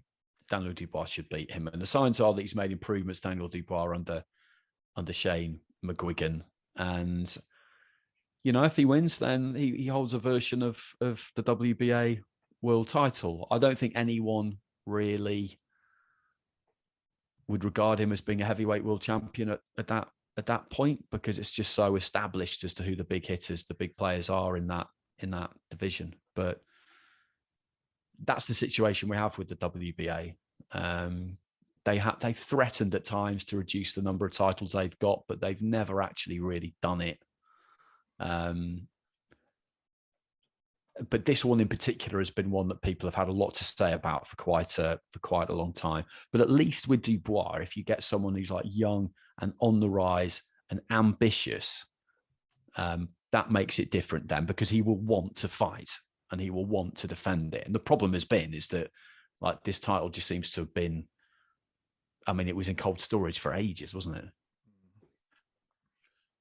How a very Don King-esque name of the fight for the poster. The fight for freedom and peace. Not too sure. Yeah, I mean, I don't know. I don't know. I mean, I'd like to meet the person who came up with that, because they've obviously got a very fertile imagination. I don't know how this is necessarily a fight for freedom and peace. But why not? You know, why not? I mean, the fact that Don King's still in the game is interesting. He did something on Channel 4 News here not that long ago. I say not that long ago. It was probably about 6 months ago, where they were talking to him about, it might even have been longer ago than that, and around the election, the US election, or kind of in the aftermath of it. But yeah, it's extraordinary when you think about it that him and Bob Arum are still doing this. And Arum, to the level that he's doing it, with the regularity he's doing it, is even more amazing. But considering how stressful that life is, the fact that they're both, you know, still with us is pretty incredible. There's a good podcast actually about Don King. I think it's called Torched. I think it's a series called Torched, or Power. I think it might be Power actually. Which is worth a listen if people aren't too familiar with his life and times. My wife got quite into it actually, and they'd read Jack Newfield's book off the back of it, The Life and Crimes of Don King. You know, he's just an absolutely fascinating character, and the fact that he's still going. He's one of those people over the last 10 years where you just thought every now and again he'll rear his head, and you'll just think, wow, he's still involved. Since we're talking about heavyweights, what ever happened to the Joe Joyce Joseph Parker fight? Yeah, that was a strange one. It just kind of, I don't really know is the honest answer, because I was at Wembley for Fury against White, and I was doing the radio for that for the UK, and they basically announced the fight that night. Parker did say at that point that he'd agreed to it. He's happy to take it, but there were still a few other things that needed to be sorted out. And then the reason we were given, and then we were told it'd be July the 2nd. And then the reason that we were given recently that it wasn't going to happen was because Andy Lee, Joseph's trainer, his wife was expecting a child. So that would have disrupted camps. They need to kick it back to September. And then it became pretty clear fairly shortly after that it actually just wasn't going to happen at all. And people started talking about Parker against Dillian White, which is a much easier fight to make, I suppose, because Parker and White are both, or nominally both, with Matchroom. I'm not sure what Dillian's situation is actually, but you know, most of his last loads of his last fights have been with Matchroom, basically, haven't they? So that'll be an easier one to make. And yeah, Joyce is still scheduled to box in July. I'm just not sure against who yet. Last I heard, he was still scheduled to box on that date, but I just don't know. I don't know who against, and it's a shame because I think that would be a really good fight. I think that would be a really good fight. Yeah, it is disappointing it fell through. It's just surprising that they did a little face off and kind of announced it, and then it just disappeared. So yeah, it was a bit odd. Also this weekend for Madison Square Garden Theatre, New York, on ESPN, Edgar Berlanga is back, 19-0 against Roma Alexis Angulo, who's 27-2 for the WBO NABO super middleweight title. Actually, not a bad fight. I think people have started to cool a little bit on Edgar Berlanga. When they stopped kind of giving him just live bodies to knock out, once he actually had to box a little bit. And Roma isn't too bad. Remember Anthony Sims Jr.? Yeah, he beat Anthony Sims, didn't he? I remember He beat Anthony Sims Jr. and kind of old manned him and kind of boxed him a little bit. There was a lot of noise around Anthony Sims at that point. I saw him actually at Fury White Fight Week. I think he might have been up having a chat with Queensberry about maybe doing something with them. I don't know if anything came of it. And I covered a few of his fights when he was boxing on for Matchroom on Sky, and there was a lot of there's a fair bit of momentum behind that train, wasn't there, at the time? And then over 10 rounds, he got beaten, and things just kind of, he fell out of favour. And then he boxed Benavidez, didn't he, Angulo, as well, didn't he? Yeah. Mm-hmm. And got beaten. So I think it's a good match, because with Berlanga, he's top rank, and like I said before, they're very good at matching people, and they wouldn't have been all that thrilled about the fact that he just kept chinning everybody in the first round. And well done to him for doing that, but you're not really learning an awful lot. They'd have been pleased, I guess, in one sense, because they don't just line up a load of warm bodies for you. That's not what they do. They might do that for a bit because he's young, but the idea would have been that some of them would have taken him a few rounds, but it just so turned out that nobody did. But in his last 3, I think he's done 8 and then 2 10s, hasn't he? And the 2 10s, he's lost some rounds. And he got 97. Yeah, exactly. So I like that fight. I think that's a good fight. I think that's actually quite ambitious matching.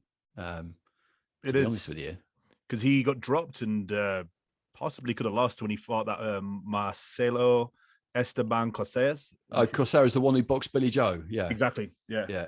He dropped him, and then maybe got a little bit of home cooking, if I remember rightly, because I remember quite a lot of the guys on social media were like, I think he lost that, but he was giving it 96, 93 on all 3 cards.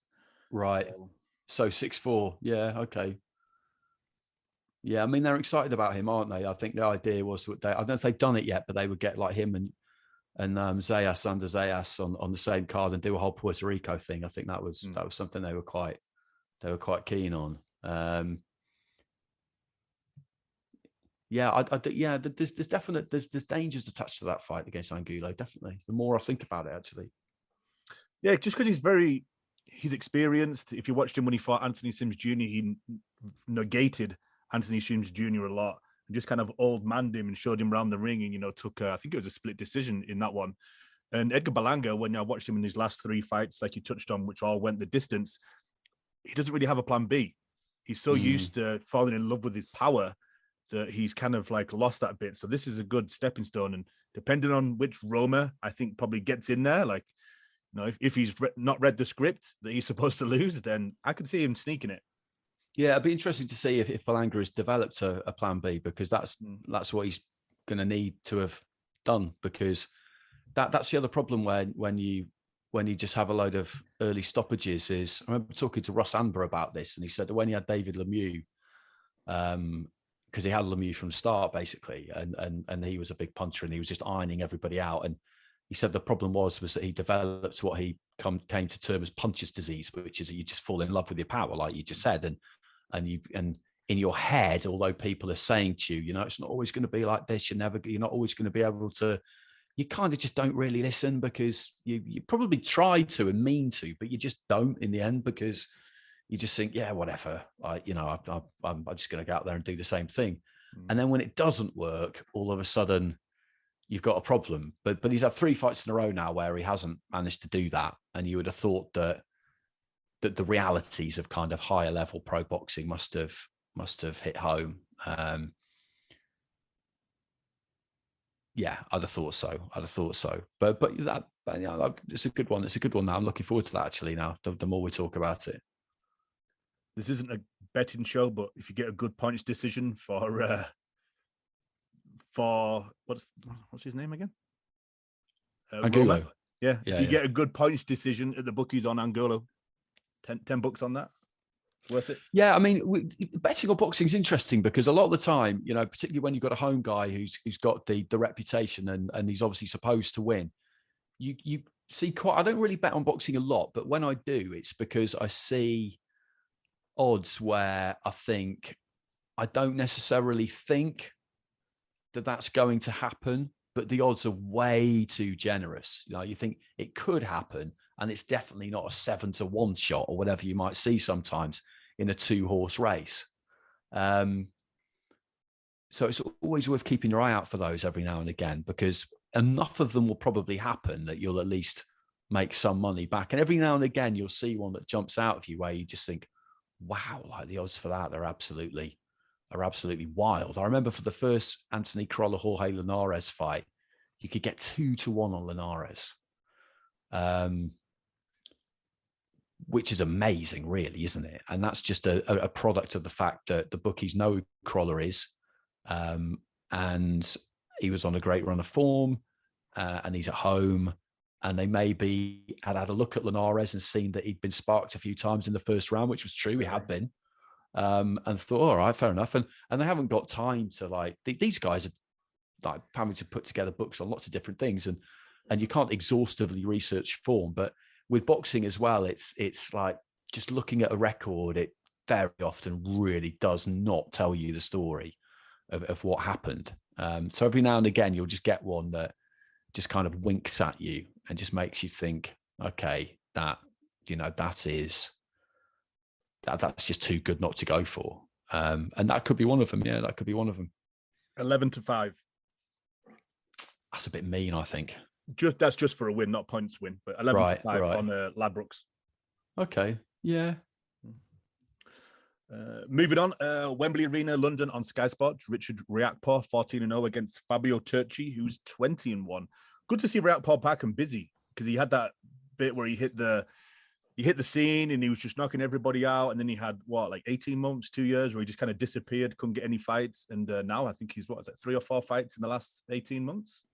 Yeah, well, he's been up in lights with Sky since they had their relaunch after Matchroom left, and they signed with Ben Shalom and Boxer, and he's been their main male fighter basically. Richard, I commentated on a lot of his fights pre-pandemic, against the likes of Sam Hyde and Chris Bidham-Smith and Tommy McCarthy and all those big wins that he had, and it's great to see him in the position he's in now, where, a big network, for a number of reasons, have decided to really get behind him.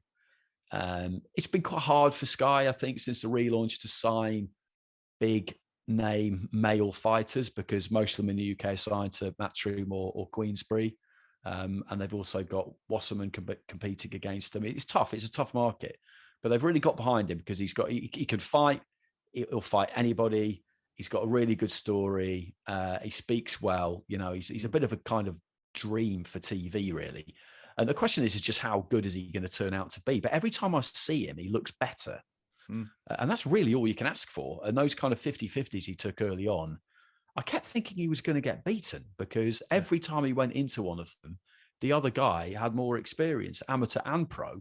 And you think, and you could see him learning on the job. You could see him kind of struggling and getting a grip of it. He was losing against Sam Hyde. He lost pretty much every round, and then hit him with the right hand, and the side of his face, the corner of his eye swelled up alarmingly, and that was that. And he's got that kind of power. And Turkey's a good fight for him. He's got a defeat against Tommy McCarthy, but there's quite a lot of belief in him. He's got a decent story himself. Goes off and trains in America, and that Matchroom Italy enterprise was putting quite a lot behind him. So I think it's a good match for Riakporhe. I do expect him to win it. I don't think there's any mad rush. I wouldn't be in any mad rush to put him into a world title fight, because you look at what Gulamirin with the WBA, Breedis. Don't really want to fight Breedis, although I do think he's coming towards the end. Breedis, I'm not. I think he wants one more really big one, doesn't he? And that's why he's like chasing people like Jake Paul around, because he probably doesn't want to be in boxing that much longer and wants to get a bigger payday as he can before he gets out. And Makabu, isn't it, with the WBC? But then again, if they can get him one, and this is an eliminator, it's described as not a final eliminator, then he'll move one step closer. But it's impossible not to like Rietpour because of the way that he's gone about it. And I think were he to lose, which he will at some point, because everybody does, I think he'll handle it well, which is, quite a key thing. I sometimes talk to young fighters about, to what extent do you kind of entertain the idea of defeat? Is it something that you allow yourself to think about? Do you think about it deliberately so that you can scare yourself, so that motivates you to try and make sure it never happens? Or do you just try and just deny that it's ever going to happen? And if they say to me that they never even consider it or entertain it as a possibility, that it's never going to happen, that makes me worry a bit, because it is going to happen. It's in the post, basically, isn't it? Unless you're Joe Calzaghe or Floyd Mayweather, you're going to get beaten at some point.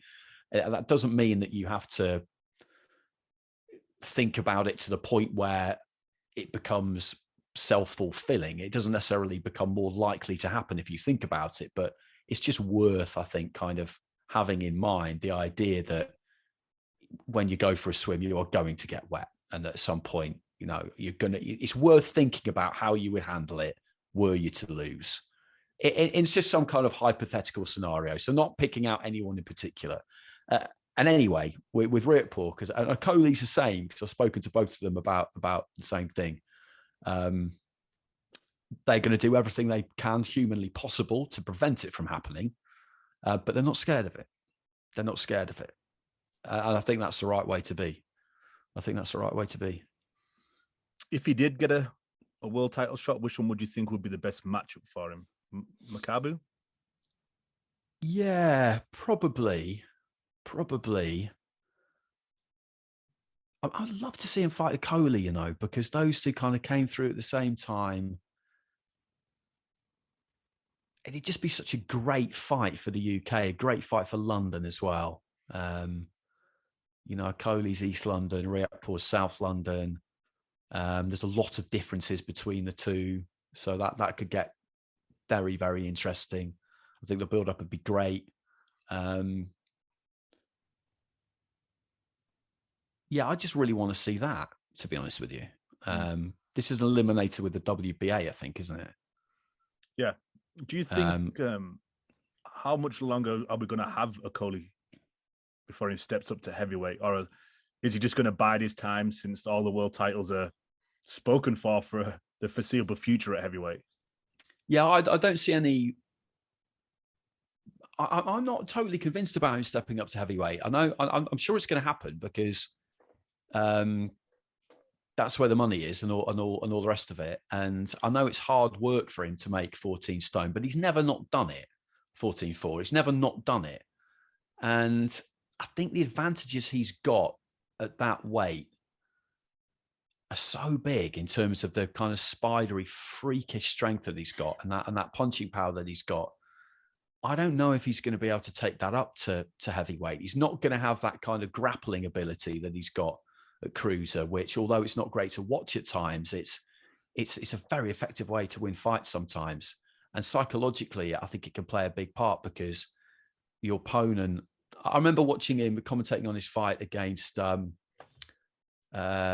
for the European title against Ivan Garbu, and speaking to E before the fight, he was telling me, well, I'm stronger than a Coley. I know I'm stronger than a Coley. And thinking to myself, if you're basing your fight plan around that, you're in trouble.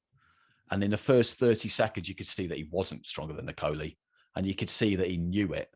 And from that point onwards, he was bang in trouble. And he won't have that when he goes up to heavyweight. Shane's theory, I know, his trainer, is that it'll be a good thing that he won't be able to grapple the way that he does at heavyweight, the way that he does at cruiserweight at heavyweight, because it'll mean that he'll be forced to have that little bit of separation and more room for his right hand. Yeah. But has he got heavyweight power? We're going to find out, because he's going to do it. But I don't think there's any desperate rush for him to do it necessarily at the minute, because, like you say, everything's kind of tied up. But I mean, there are big heavyweight fights out there for him in the interim if he does make that move. I know Chisora's boxing Kubrat Pulev, but Chisora would be an obvious fight to make. I think, for Coley. And even, you know, if he beats Chisora, then Dillian White would be a good fight. It's not one that Dillian White would really entertain, I don't think, at the minute, because he would look at it and just think, all right, so you think that I'm now some kind of scalp to be claimed by an up-and-comer. But at the same time, I think that'd be great. You know, I'd watch that, definitely. Since we're talking about heavyweights, let's move on to the news and the notes. AJ confirming Robert Garcia as his head trainer. Did you know about this, Andy? Did you hear about any whispers? No, not really. I mean, you heard the kind of rumours of the people he'd been to see and the people who were on the list and all the rest of it. I mean, I think it's a good choice because of that you all know plenty about that kind of Southern Californian scene and the trainers that hang out down there. I remember me and Matt talking to Manny Robles about it when he was over with a fighter for AJ Usyk, and how really there's no difference down there in how they train their amateurs and their pros. It's very much pure pro boxing. It's seek and destroy. That's how they do things.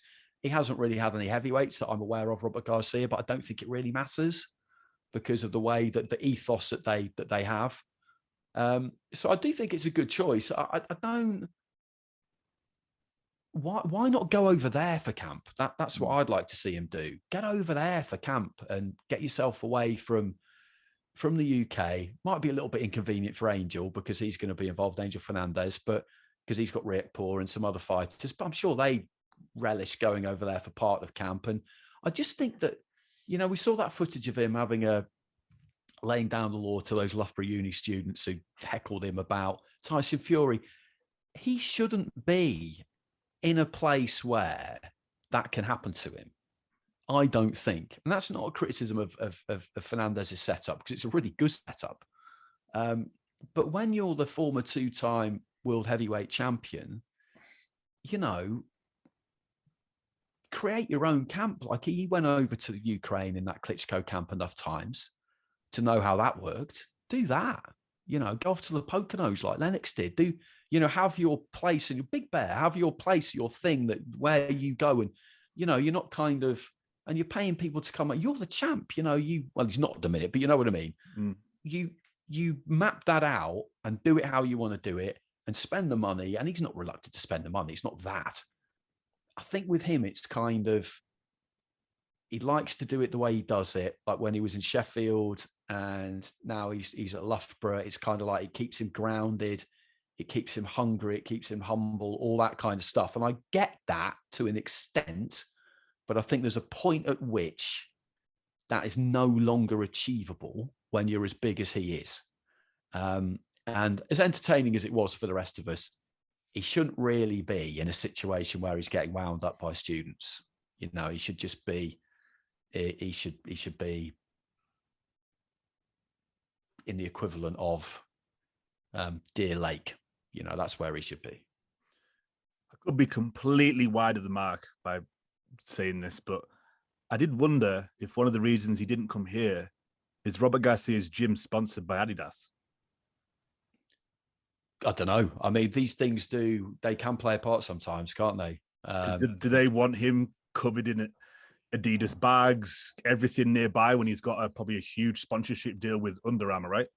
Yeah, it is Under Armour, isn't it? That's a good point, actually. I have absolutely no idea. But things like that, commercial interest can play a part sometimes. But that's why I just think, you know, I know he was in Sheffield for a long spell, and yeah, I mean, it worked. Of course it did, because you look at the results. But I just think, like, the thing to do would be to just build your own training camp, almost set up your own training camp. Doesn't mean it has to be luxurious. You can do it to your own specifications, get what you need in there. And just do it like that. And just do it like that when you're at the kind of pinnacle of elite professional sport that he's at. I've always found the kind of corner situation a bit baffling, because obviously early on, Tony Sims would lead the corner, but we all knew that Rob McCracken was training him and that he was going up to Sheffield to do that. And the first time he had Rob in the corner was against Klitschko.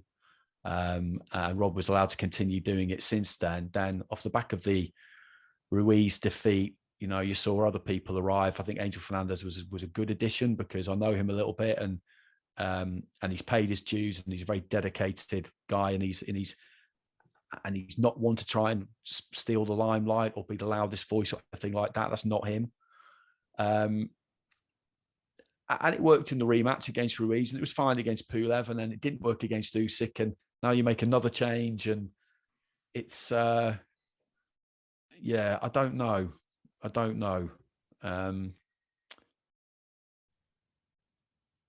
don't see him winning that rematch either, to be honest with you. I don't. I think the skill differential between the two, harsh though that may sound, I think it's too big to bridge. Kind of like we just said about Haney and Kambosos. Yeah, to an extent. Yeah. I don't ever see someone like who, when with fighters or any athletes really who've been doing something for a really long time, they've got to that kind of level of consistency and comfort in their own performance where it's very, very unlikely that they're really going to have an off night. It's just not going to happen. With Fury, for example, people keep saying, wow, if he takes his eye off the ball and all the rest of it, and he is temperamental and he's definitely done that in the past, but I just don't see it happening, and I don't see Usyk having a real off night either. And there are obviously ways in which he can try and make it more difficult for him. I just think it's a very, very difficult fight. I think Usyk's a real hard fight for Fury as well. I think that's a tough fight for Fury. I would make him favourite, but I think Usyk is really hard work for him as well. And Joshua came over to the US in December, January time, start of the year. Why wait till now when the fight's 8 weeks away? Why not come over here, test the waters, pick your trainer, and then you're working alongside Robert Garcia since January, since February. We've just said how the gulf in class and what he needs to, try and accomplish and, shorten is huge. So I don't know. That's a good question. That I did wonder that myself when it was kind of announced, and we thought it was July, or at that point we kind of realised it wasn't going to be July the 23rd, but maybe it would only be 2 weeks later. And he's already been in Loughborough for quite a long time, and I don't know.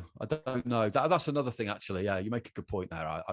That occurred to me. I just thought, why? I mean, why haven't you kind of decided on this a bit sooner? I mean, I look at with Garcia, like he's a top trainer, obviously, and you kind of look at what he did with Maidana, and that. I mean, in a way, that's kind of what they need to do, isn't it? Because Maidana, he sorted his feet out. He definitely made him a better all-round fighter, a little bit harder to hit, a bit tighter, but he never took away that kind of like raw fighting dog, which is what Maidana definitely was. I saw him actually not that long ago in Dubai. He was co-promoting a bill over there, and he's got some really good fighters, like a couple of Argentinian Olympians who caught the eye. It was a bill that was topped by Mike Perez, kind of a strange bill actually, but actually it turned out really, really quite a good bill. But I guess with Joshua, it's like people talk about him kind of going back to being what he used to be, and intimating that what he used to be was a kind of seek and destroy merchant. But he never really was that. He'd box, opportunities would come, and then he would take them. He's always been a really, really good finisher. But the idea that he used to really kind of jump on people, I mean, that's not really true, is it? That's not really, not really true. And when he kind of did do what they say, it was against very, very low opposition, and there really wasn't much coming back. And for me, I think he lacks the chin to be able to do what he needs to do against Usyk. He needs to try to do a Joe Joyce performance where he's just a juggernaut and stuff's flying at him and he's just kind of taking it, but he's walking them down and being a juggernaut and just kind of like beating them into a pulp. And I just feel that he hasn't got the chin for that, because when he gets tagged, he has that nervous kind of smile. Yeah, I don't think many people. Yeah, I know what you mean. I don't think many people have either. I don't. It's funny because when you get onto the topic of Joshua, you kind of always feel like, or I do anyway, that that we're always picking holes rather than giving him credit. And what he's achieved has been absolutely unbelievable in the amount of time that he's been boxing. It's incredible. And I really hope that it's one of those situations where people appreciate it more kind of after the event, but in the here and now, and that's what we're dealing with. I agree. I think like since Ruiz, he doesn't really trust his chin. In that rematch, whenever Ruiz stepped to him, which he didn't manage to do all that much because he was 94 stone, he did look a little bit startled, like you say. Yeah. And to walk through to do that against Usyk is going to be really, really difficult, because you're going to have to, the resolve you will need and the courage you will need and the faith that you will eventually get there that you will need is enormous. Because it might only start to work in round 10 and you've taken 9 rounds of sharp, heavy punches, because that kind of approach against someone like Usyk, you know, for a good few rounds, there's no way that's working straight away. Just no way. I think he's going to do what he likes with you for quite some time. And you're going to have to be able to take it until maybe you kind of, those scales start to tip a bit. And it's just, I think it's just a really easy thing to say for people to say that, you know, you need to jump on someone and you know, and walk through the hail of gunfire. To do it, you very rarely see someone do it. I mean, I emerged from that third fight between Fury and Wilder with just mad respect for Wilder, because that's what he did. That's what he did. People talk about going out on their shield, and that's what he did. From rounds 5 or 6 onwards, he was absolutely dead on his feet, and just somehow he was just hanging in there, and every now and again still hurting Fury. And in the end, he got knocked out, and the referee, you know, had to save him. But it's just talking about it and doing it in that weight division where you can get really badly hurt. It's just a really, really easy thing to say. But walking that walk is, I don't think in all of sport, I don't think anything gets harder in every way imaginable, physically or mentally, than that. But that's what we're asking of them. You know, that's what we're demanding that they do. What do you think of the comparison of him going in there and fighting like the latest Canelo, where he loses rounds, but he knows eventually he's going to catch him, like he did against Billy Joe and Kovalev, where he was just setting stuff up. He was probably losing rounds. He didn't really care. He was very calm, collected, because he knew eventually he's going to catch him. Yeah, I mean, that kind of would be that you can't be too gung-ho and reckless against someone like Usyk. You know, that's the point. You can't just jump on someone and step into the middle of the ring and start swinging apropos of nothing. You'll get murdered if you do that at that kind of level. You'll get slaughtered by someone like him, who can obviously hit hard enough that, you know, if you give him openings, he'll find them and you'll be in trouble. And that's what people have been saying. They've been saying, okay, but if he steps to him more, then there's going to be more openings. You've got to do it as cleverly as you can. And that's where I think Garcia, like he did with Maidana, can maybe improve those feet a little bit, tighten him up a little bit, make him a little bit harder to hit. And you've got to keep that faith that, like you say, even though you're losing rounds, you're losing battles, you still feel like you can win the war, because that's what it comes down to in the end. But you've got to be having some success to make you think that, to make you believe that. And that first fight, I remember the build up to it, and a few weeks out or a few months out, I fancied Joshua, and I fancied him off the back of Chisora Usyk, because when you were there and you could see how small that ring looked with those two big guys in it, and you could see how hard Usyk had to work with his feet to stay away from Chisora, I just thought if Joshua could do a more effective version of what Chisora did, then he'll beat him. And then it dawned on me in the weeks building up to the fight that that's not really what Joshua does anyway. Fight like Chisora, and the reports we were getting was that he was going to box him. And then the week of the fight, I changed my mind and just thought, you know, Usyk's going to beat him on points, and we might have a situation where he would be like, I did say this, like, and it sounds like I'm just kind of making it up to make myself sound clever, but we had a meeting beforehand and we'd all chat about what we think was going to happen, and I said, like, I think it might be the case that, I'm not saying he can't win, but that if he does win, through 8 rounds, he might be like 6-2 down. And at that point, he's just got to go for it. And he actually kind of got to that point because I was doing the card and I think I did 5-3 down after 8 rounds or 6-2 or something like that. And you're thinking, right, he's got to go for it now. And it's not like he didn't try to. He just couldn't make it happen. But it is that kind of formula. But whilst you're losing those rounds, you've got to be taking something out of your opponent. You've got to be chipping away at them and taking some kind of dent out of them. You can't just decide after 8 rounds, right, that's it now, I'm going to turn this around. That's just not how sport works. You know, it's that momentum has got to be creeping back in your favor. You can't just flick a switch and change everything. That's just not, it's just not realistic to think that you can do that. I mean, it'd be great if he could pull it off. I think it's unlikely. If you were Joshua, is there any other trainer you think would have been a better fit for the deal, for the opponent you have coming up? I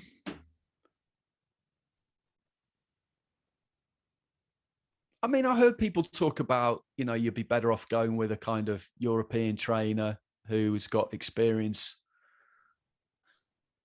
of fighting kind of more European style fighters, because Usyk's, you know, Ukrainian and all the rest of it. I don't really buy that necessarily. I think probably the best first person for him maybe would have been Sugar Hill. You know, I know kind of recently he's been the answer for everybody. When someone's looking for a new trainer, everybody eventually says, oh, Sugar Hill, because of what's happened with Fury. But obviously, you know, in boxing, we've known about him for ages, forever, because he's been in boxing forever.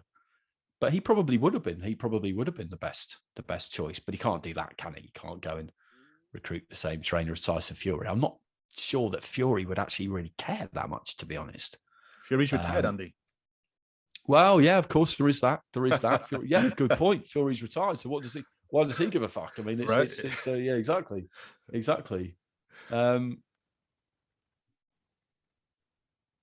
No, I think I think Garcia is a decent choice. It's a good choice.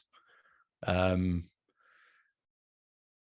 don't know how close he came to hiring somebody else. Yeah, I just don't know.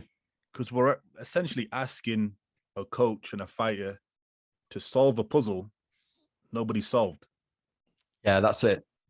And he's been in that situation before with Maidana and Mayweather. You know, he's been here before. I don't know whether that kind of Maidana project that he had had any bearing on Joshua's decision or not. But it was the first thing I thought of when I saw that it was him. I remember just thinking, oh, okay. Like he took Maidana, he got that epic win against Broner, which was a massive win at the time. Like Broner was undefeated, nobody had beaten him. A very good fighter, very good technical fighter. So he pulled that off, and then the consensus was that he did as well against Mayweather in that first fight or better against Mayweather in that first fight that anybody else had, and got the rematch off the back of it. I thought people got a bit overexcited because Mayweather was made to look a little bit uncomfortable, maybe in the first 3 or 4 rounds, and then did his thing, adapted and won quite easily. So he's been down this kind of road before and won't feel that any puzzle is unsolvable, but it's just the amount of time you've got to work together. That's kind of the problem. I don't know how realistic it is to think that you can do that, or maybe he's not even going to really try and do that in terms of some grand detailed plan. He's just going to work on some basics and try and just give him as much confidence as he can. He's got to believe that he can do it, and it's fine telling us that he believes he can do it, because obviously he's going to say that. It's just off the back of a bad spar or whatever, or you've had a rank day in the gym and things, everything's getting on your nerves. You've got to, when you go to bed that night and then wake up the next morning, that's when you've still got to believe that you're going to do it, that you can beat him. It's just a real tough job, though. It's such a tough job. And last thing on this, do you think AJ has it mentally? And do you know, is that something that he works on? I don't know whether he does much with kind of sports scientists and psychologists and things like that. I know they were always on hand in Sheffield. I think he's mentally very strong, personally, to achieve what he's achieved in the timescale that he's achieved it, and with the amount of people questioning pretty much every step of the way. I think you've got to have unbelievable, rock solid self-belief. I think he's an intelligent guy, and most boxers are, in my experience, because he's got that ability to learn quickly, and he's 100% done that. I think the mental barrier he might have, and I think it's only going to have become an issue with certain fighters, and Usyk is maybe one. Well, Usyk is one, I think, possibly, if this barrier I'm going to talk about even really exists, and Fury would be another. I think that possibly he's aware of the fact that he actually hasn't been boxing all that long, and that when he comes up against someone like Usyk, who has been boxing for longer, and Fury, who's been boxing for even longer with his background, that there is a gap there that maybe cannot be bridged. I think that's a possibility that might lurk in his mind, and that would be completely natural if it did, because any elite level athlete will know just how important it is to put in as much high level practice and training as you possibly can over the years. People talk about 10,000 hours and all that kind of thing. And I buy into it. I do buy into it. And when you get to the very, very, very top and you're up against your Usyks and your Furies, I just think maybe that could be something that he thinks about in kind of quiet moments. It's just that logically and rationally, can I catch these guys up? And I think that's his problem. But, he's beaten everybody else. I just don't think he can beat those two. And that's basically why I don't think he can. It's because they're naturals and they've been doing this for a really, really long time. The reason I ask that, and I think a lot of people have that idea about AJ, is he does ask a lot of questions when he's in the corner. Like, was it the Usyk fight where he walked to the ring and then he turned to one of his coaches and was kind of asking him like the game plan? And then... Yeah, I think that's indicative of the fact that he hasn't been boxing as long as them, and that there is that little bit of kind of it's not insecurity necessarily, but that self-doubt maybe, although I'm not sure that's exactly the right way to describe it either. I think his inquisitiveness and his realization that he doesn't know it all is a strength and a weakness. I think it's a strength in a lot of ways, because it means that I know what happened against Ruiz, and people might say he took his eye off the ball and all the rest of it. I don't think he did. I think it just happened, and these things can happen. Maybe that edge of fear wasn't quite there, but he definitely did all the training he was supposed to do, and all this stuff that was supposed to have gone on behind the scenes. And as far as I'm aware, none of it happened. But I think it is both a strength and a weakness, because it shows that you don't think you know it all, that you've got a growth mindset, that you're always looking to improve. But with these guys, I think it can be a weakness, because like they look so at home in there, Usyk and Fury. They look like it's their living room. And yes, they need trainers. Sometimes people talk about, he trains himself. No one trains himself. So you need a trainer in the gym to be the boss and tell you what to do. But Usyk actually, sometimes he has Lomachenko in the corner, sometimes he doesn't, but it's always someone he really knows. And with Fury and Sugar Hill, they almost don't really need to tell them what to do at times. They will adapt and figure it out for themselves. And I think they're capable of figuring it out for themselves in a way that he probably isn't, because they've been doing it that much longer. I keep coming back to kind of the same thing really, but he took up boxing when he was like 18, in 2008 or something like that. And then 4 years later, he's winning an Olympic gold medal. And then the way his professional career went, it kind of opened up for him with Charles Martin. And then when you're at that level, you get pushed through that bottleneck. You can't come back down through it. And he's kind of catching up with himself as he went. And I thought it was amazing that he managed to do that, really. with the win against Klitschko, and he did beat some good fighters. You know, he cut down Povetkin in a way that no one had really done before. It's easy to pick holes in anyone's resume and record, but what he's done is it's incredible, really. But I do think that there are just other fighters out there, and these two are the two of this current crop, whereby because they've been doing it longer, he can't catch them.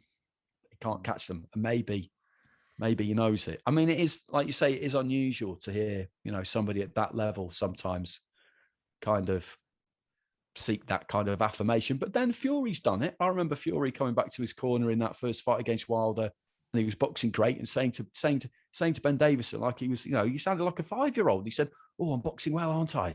And do you remember that? Yeah. And Ben Davison said, "Yeah, you're boxing brilliant, Tyson." And it was just kind of, I remember just laughing when I heard it, because you just think, it's like they all need it every now and again. Fury comes out with some crazy stuff. I remember, I think it was in the first or the second fight, he sits back down and he's like, "I love this shit." And he's just like, yeah, you're just coming out with it, just in the middle of a fight, in the middle of a war, and he's just like, yeah. But I think time spent in a ring is just absolutely invaluable. And it's funny, like sometimes you see fighters, and it doesn't matter whether it's on fight night. And when I go down to a gym to see a new fighter, one thing I always do is I always make sure I'm watching when they climb through the ropes into the ring. Like it could be like a Tuesday morning, whatever day of the week it is, and there's nobody watching. Because some of them, they get through the ropes and you see them just kind of like grow. It's like, I'm in the ring now. All right, it's training and nobody's here, but it's still kind of like, you see them kind of like inflate. And others, they get in there and they just shrink a little bit. It's like they're kind of scared of it a bit. Like it's where they want to be, but it's kind of also not. It's really weird. And those two, you know, Fury just looks, you know, it is with him. It is, you know, you don't want to get me onto this subject for too long because this will never end. But with Fury's background as a traveller, you know, he would have been boxing since he was about 5. And there's a reason why traveller fighters, and I do a bit of coaching down at Newham, which is my local club, just down the road in East London. And there's a lot of kids from Bow Triangle, which is a traveller site, who come up to the gym on a Thursday when I go, just to kind of coach the nursery. And they're just a lot further on than the other fighters because they've just done it more. And so in the schoolboy tournaments, they're travellers, generally speaking, can tend to clean up because at 15, they've been boxing for 10 years. And the people they're up against might have been boxing for 3. And it makes a massive difference. It just makes a massive, massive difference in every possible way. And Fury's got that. And there's more and more kind of, you know, fighters from that background coming through off the back of Andy Lee and Billy Joe and Martin J. Ward, Felix Cash is another one. They're coming through all the time. Dennis McCann, they're coming through all the time. And it's no surprise that they are. And if you start when you're 18, and I think Usyk started when he was about 15, so it's not quite the same thing. But if you say Fury against Joshua started when he was 18. Let's say Fury started when he was 5. I mean, like that's a lot of ground to catch up, isn't it? And you learn things earlier when you're younger. Yeah, and they're well taught. Like, you know, the coaches, like they're from that community, they know what they're doing. And it's just, you learn it. You're like, it's easier to grab a hold of when you're that age, you know? Yeah.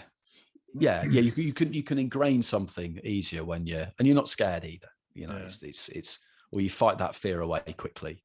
I mean, it's an interesting subject. I just think Joshua's done amazingly, but in Usyk and Fury, I just think he's got 2 guys who are just going to be too much for him, for the reasons we've just kind of discussed, really. I think we spoke about this. I can't remember whether it was on the podcast or not, but we need a Macklin's take on like traveller boxing or gypsy boxing, however you'd like to word it, whatever's allowed. Yeah, we kind of did it with Peter Fury a while back. But yeah, what we would need to do is get a couple of people on at the same time, I think. and just talk about. Peter was great, but we need to get a kind of an active pro, I think, just to explain to us the difference. Because when you look at any kind of sporting hothouse, like you look at Brazil in football, for example, the reason that Brazil have produced loads of great footballers is because it's the culture. Like everybody, as soon as they can walk, boys and girls, will have a football at their feet. That is as simple as that. Sprinting with Jamaica in recent times, success breeds success. People grow up and they want to be a sprinter, and that strength and depth is there, and it continues because the desire to do it is there because they see people do it and do it well. And it's the same thing with boxing in the traveling community. That is their football. They, as soon as they're old enough to hold up their hands, that's what they do. And the females are starting to come through now too, which will be interesting. But yeah, it's something I've been really interested in for a long time. And like anything, when it's something you're really used to and you're talking to somebody about it, sometimes people don't really understand what it is that you want to know when it's something that they've been familiar with their whole life. So it takes a bit of time, I think, to really kind of get to the bottom of it. But you just say the most high profile ones for recent times, Fury and Saunders, for argument's sake, let's just say it's those two. What they have in common is just how relaxed they look in the ring and how they look like they've been doing it forever, because they have. It's as simple as that. But yeah, no, I would love to get into it in some real depth. But it's funny, like doing the coaching, because you can just tell, it's just like, okay, have you done this before? And they say, well, no, I've not been up to the gym before. And just go, right, okay, so what? You've been boxing at home, and you just know straight away. Yeah. Hopefully, the fact that they all see now that can be a profession.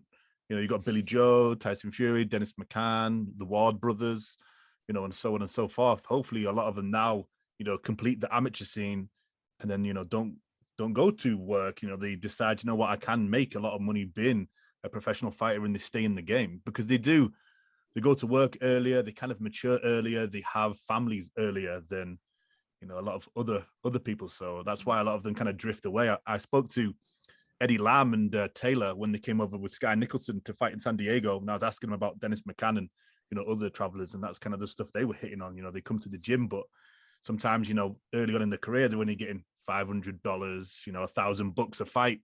They can go and do construction and earn 5 times that. Yeah, that's a big thing. That's a big thing. And Peter said that because back in the day when he was a younger man, and Peter had been in his 50s, it just wasn't really seen as being a valid occupation for an adult male in that community for exactly that reason. It's a slow burn, and the money can take a really long time to arrive, and you're expected to go out start earning money when you're kind of 14, 15, really. So they'll box from young, they'll blitz it in the schoolboys, and then they probably wouldn't take it any further than that because there wasn't any money in it.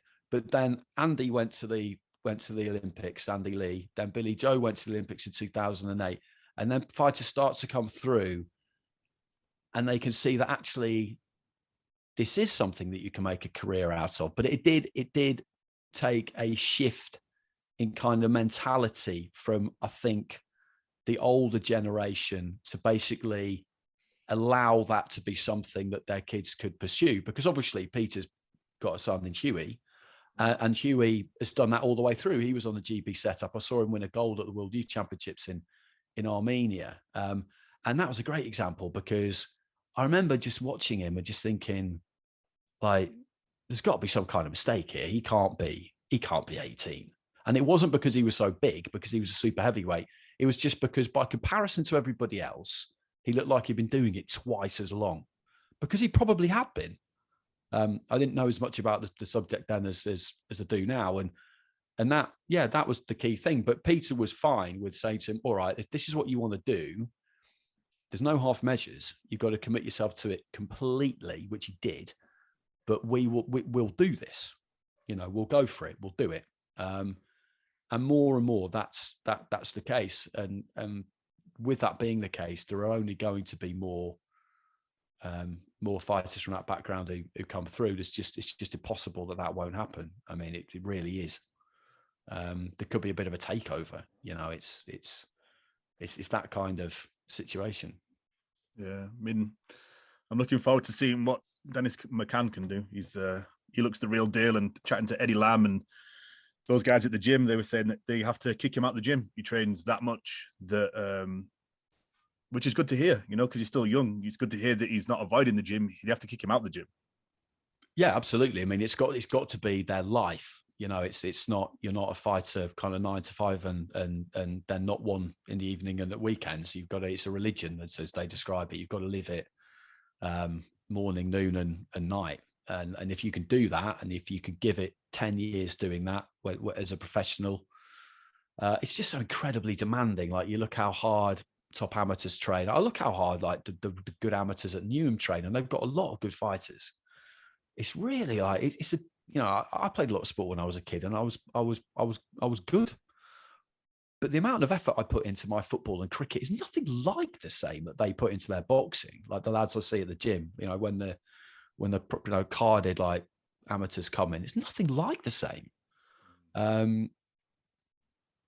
Yeah, I mean, it demands so much, and most of them won't make that much money out of it. That's the reality. But you always look at the ones who do and think that could be me, because the ambition when you start just outstrips any doubt you might have about whether this is the right career, any fear you might have about, I could get hurt doing this. They don't even really think about it, because it's not that they're not aware. People can tend to patronize fighters quite often, and the anti-boxing lobby every now and again will kind of suggest that they don't understand the risks. They completely understand the risks. It's just that their ambition to achieve just dwarfs any fears they might have on that front, completely, to the point where they don't really think about it. They know it's a possibility, but they don't really think about it. Don't play boxing. No, you don't. It's a verb, isn't it? You don't see that in many other sports. Well, Andy, just want to thank you for giving me 2.5 hours of your night. If you want to tell everybody where they can find you, anything you've got coming up, when Macklin Take's going to be back, all that good stuff. So you can get me at Mr. Andy Clarke on Twitter and Instagram. Macklin's Take will be back. We kind of sort of lost our way with it a bit. Well, we didn't really lose our way with it. It was just that we took a bit of time off last summer. So summer 2021, we took a bit of time off. Then when we came back, my situation had kind of changed basically, because the previous 4 or 5 years I've been working with Sky all the time. And so me and Matt have been together with Sky all the time. And we started it in the first place because that was the situation. And we just kind of do them face to face around fight weeks, which obviously stopped during COVID, but that's what we were looking to get back to. And then with the relaunch with Sky, it just didn't really work out. It didn't really work out for me. No harm, no foul, no scandal. I'm still on very good terms with everybody there, but I decided it was best for me to kind of just step away and do my own thing, which I've been doing since last October, November. But it just means me and Macklin aren't in the same place as much, and we don't really want to do it on Zoom. It's just so much better doing it face to face. So we're just trying to work out, or have been recently, exactly how we do that, and then kind of life gets in the way, and before you know it, it's a few months. But people have been asking, and we are definitely going to keep doing it, or go back to it, because we do really enjoy it. And that'll be later in the year. It's a little bit of a quiet spell at the minute, so I think I'll be doing some Talk Sport next month, some Channel 5. There's some amateur stuff knocking around. Got a few other irons and fires. So we'll see what happens. But yeah, it's great. I'm not complaining. It's a great way to earn a living. And you said you've got a few good boxers at the gym. I'm sure people are probably wondering, do you want to drop any names of the top prospects you've got there? So there's one lad down there called Emmanuel Buttigieg, who won a he won a youth title, a national youth title. I think he's or he won some kind of junior title. I think he's a first year kind of youth fighter at the minute. He went to the European Juniors a couple of years ago. So he's coming into his second year in the youths. So yeah, he's kind of the one who's done the best in terms of international honours. But they do well at the competitions, Newham. They do well. They really hold their own against Repton and West Ham. And they've got a very, very dedicated team of coaches down there. They've got a couple of stalwarts in Joey Chapman and Bernie Miller, who've been there forever. Paul Maskell as well. We're moving actually from the building they've been in for years to somewhere new that the council's providing, and then we'll have to move again after that a few months down the line. But it's amazing how many kids come through the doors on Thursdays. You know, sometimes you've got as many as 50. People don't understand the participation levels of boxing and the popularity of it, because it's kind of, you know, it's not really publicized. But yeah, it's just so interesting watching. You know, some kids come in and they're afraid, and that's fine, because who wouldn't be? Because they can be as young as 5. Some of them are scared to start with and then aren't. Some of them aren't scared to start with and then are.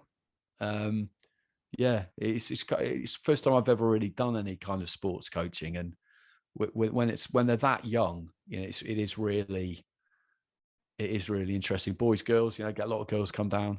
There's a lot of good names on the board up there. Like, you know, Sonny Edwards used to box down there. Charlie as well when they were kids. Vidal Riley, the Dignams.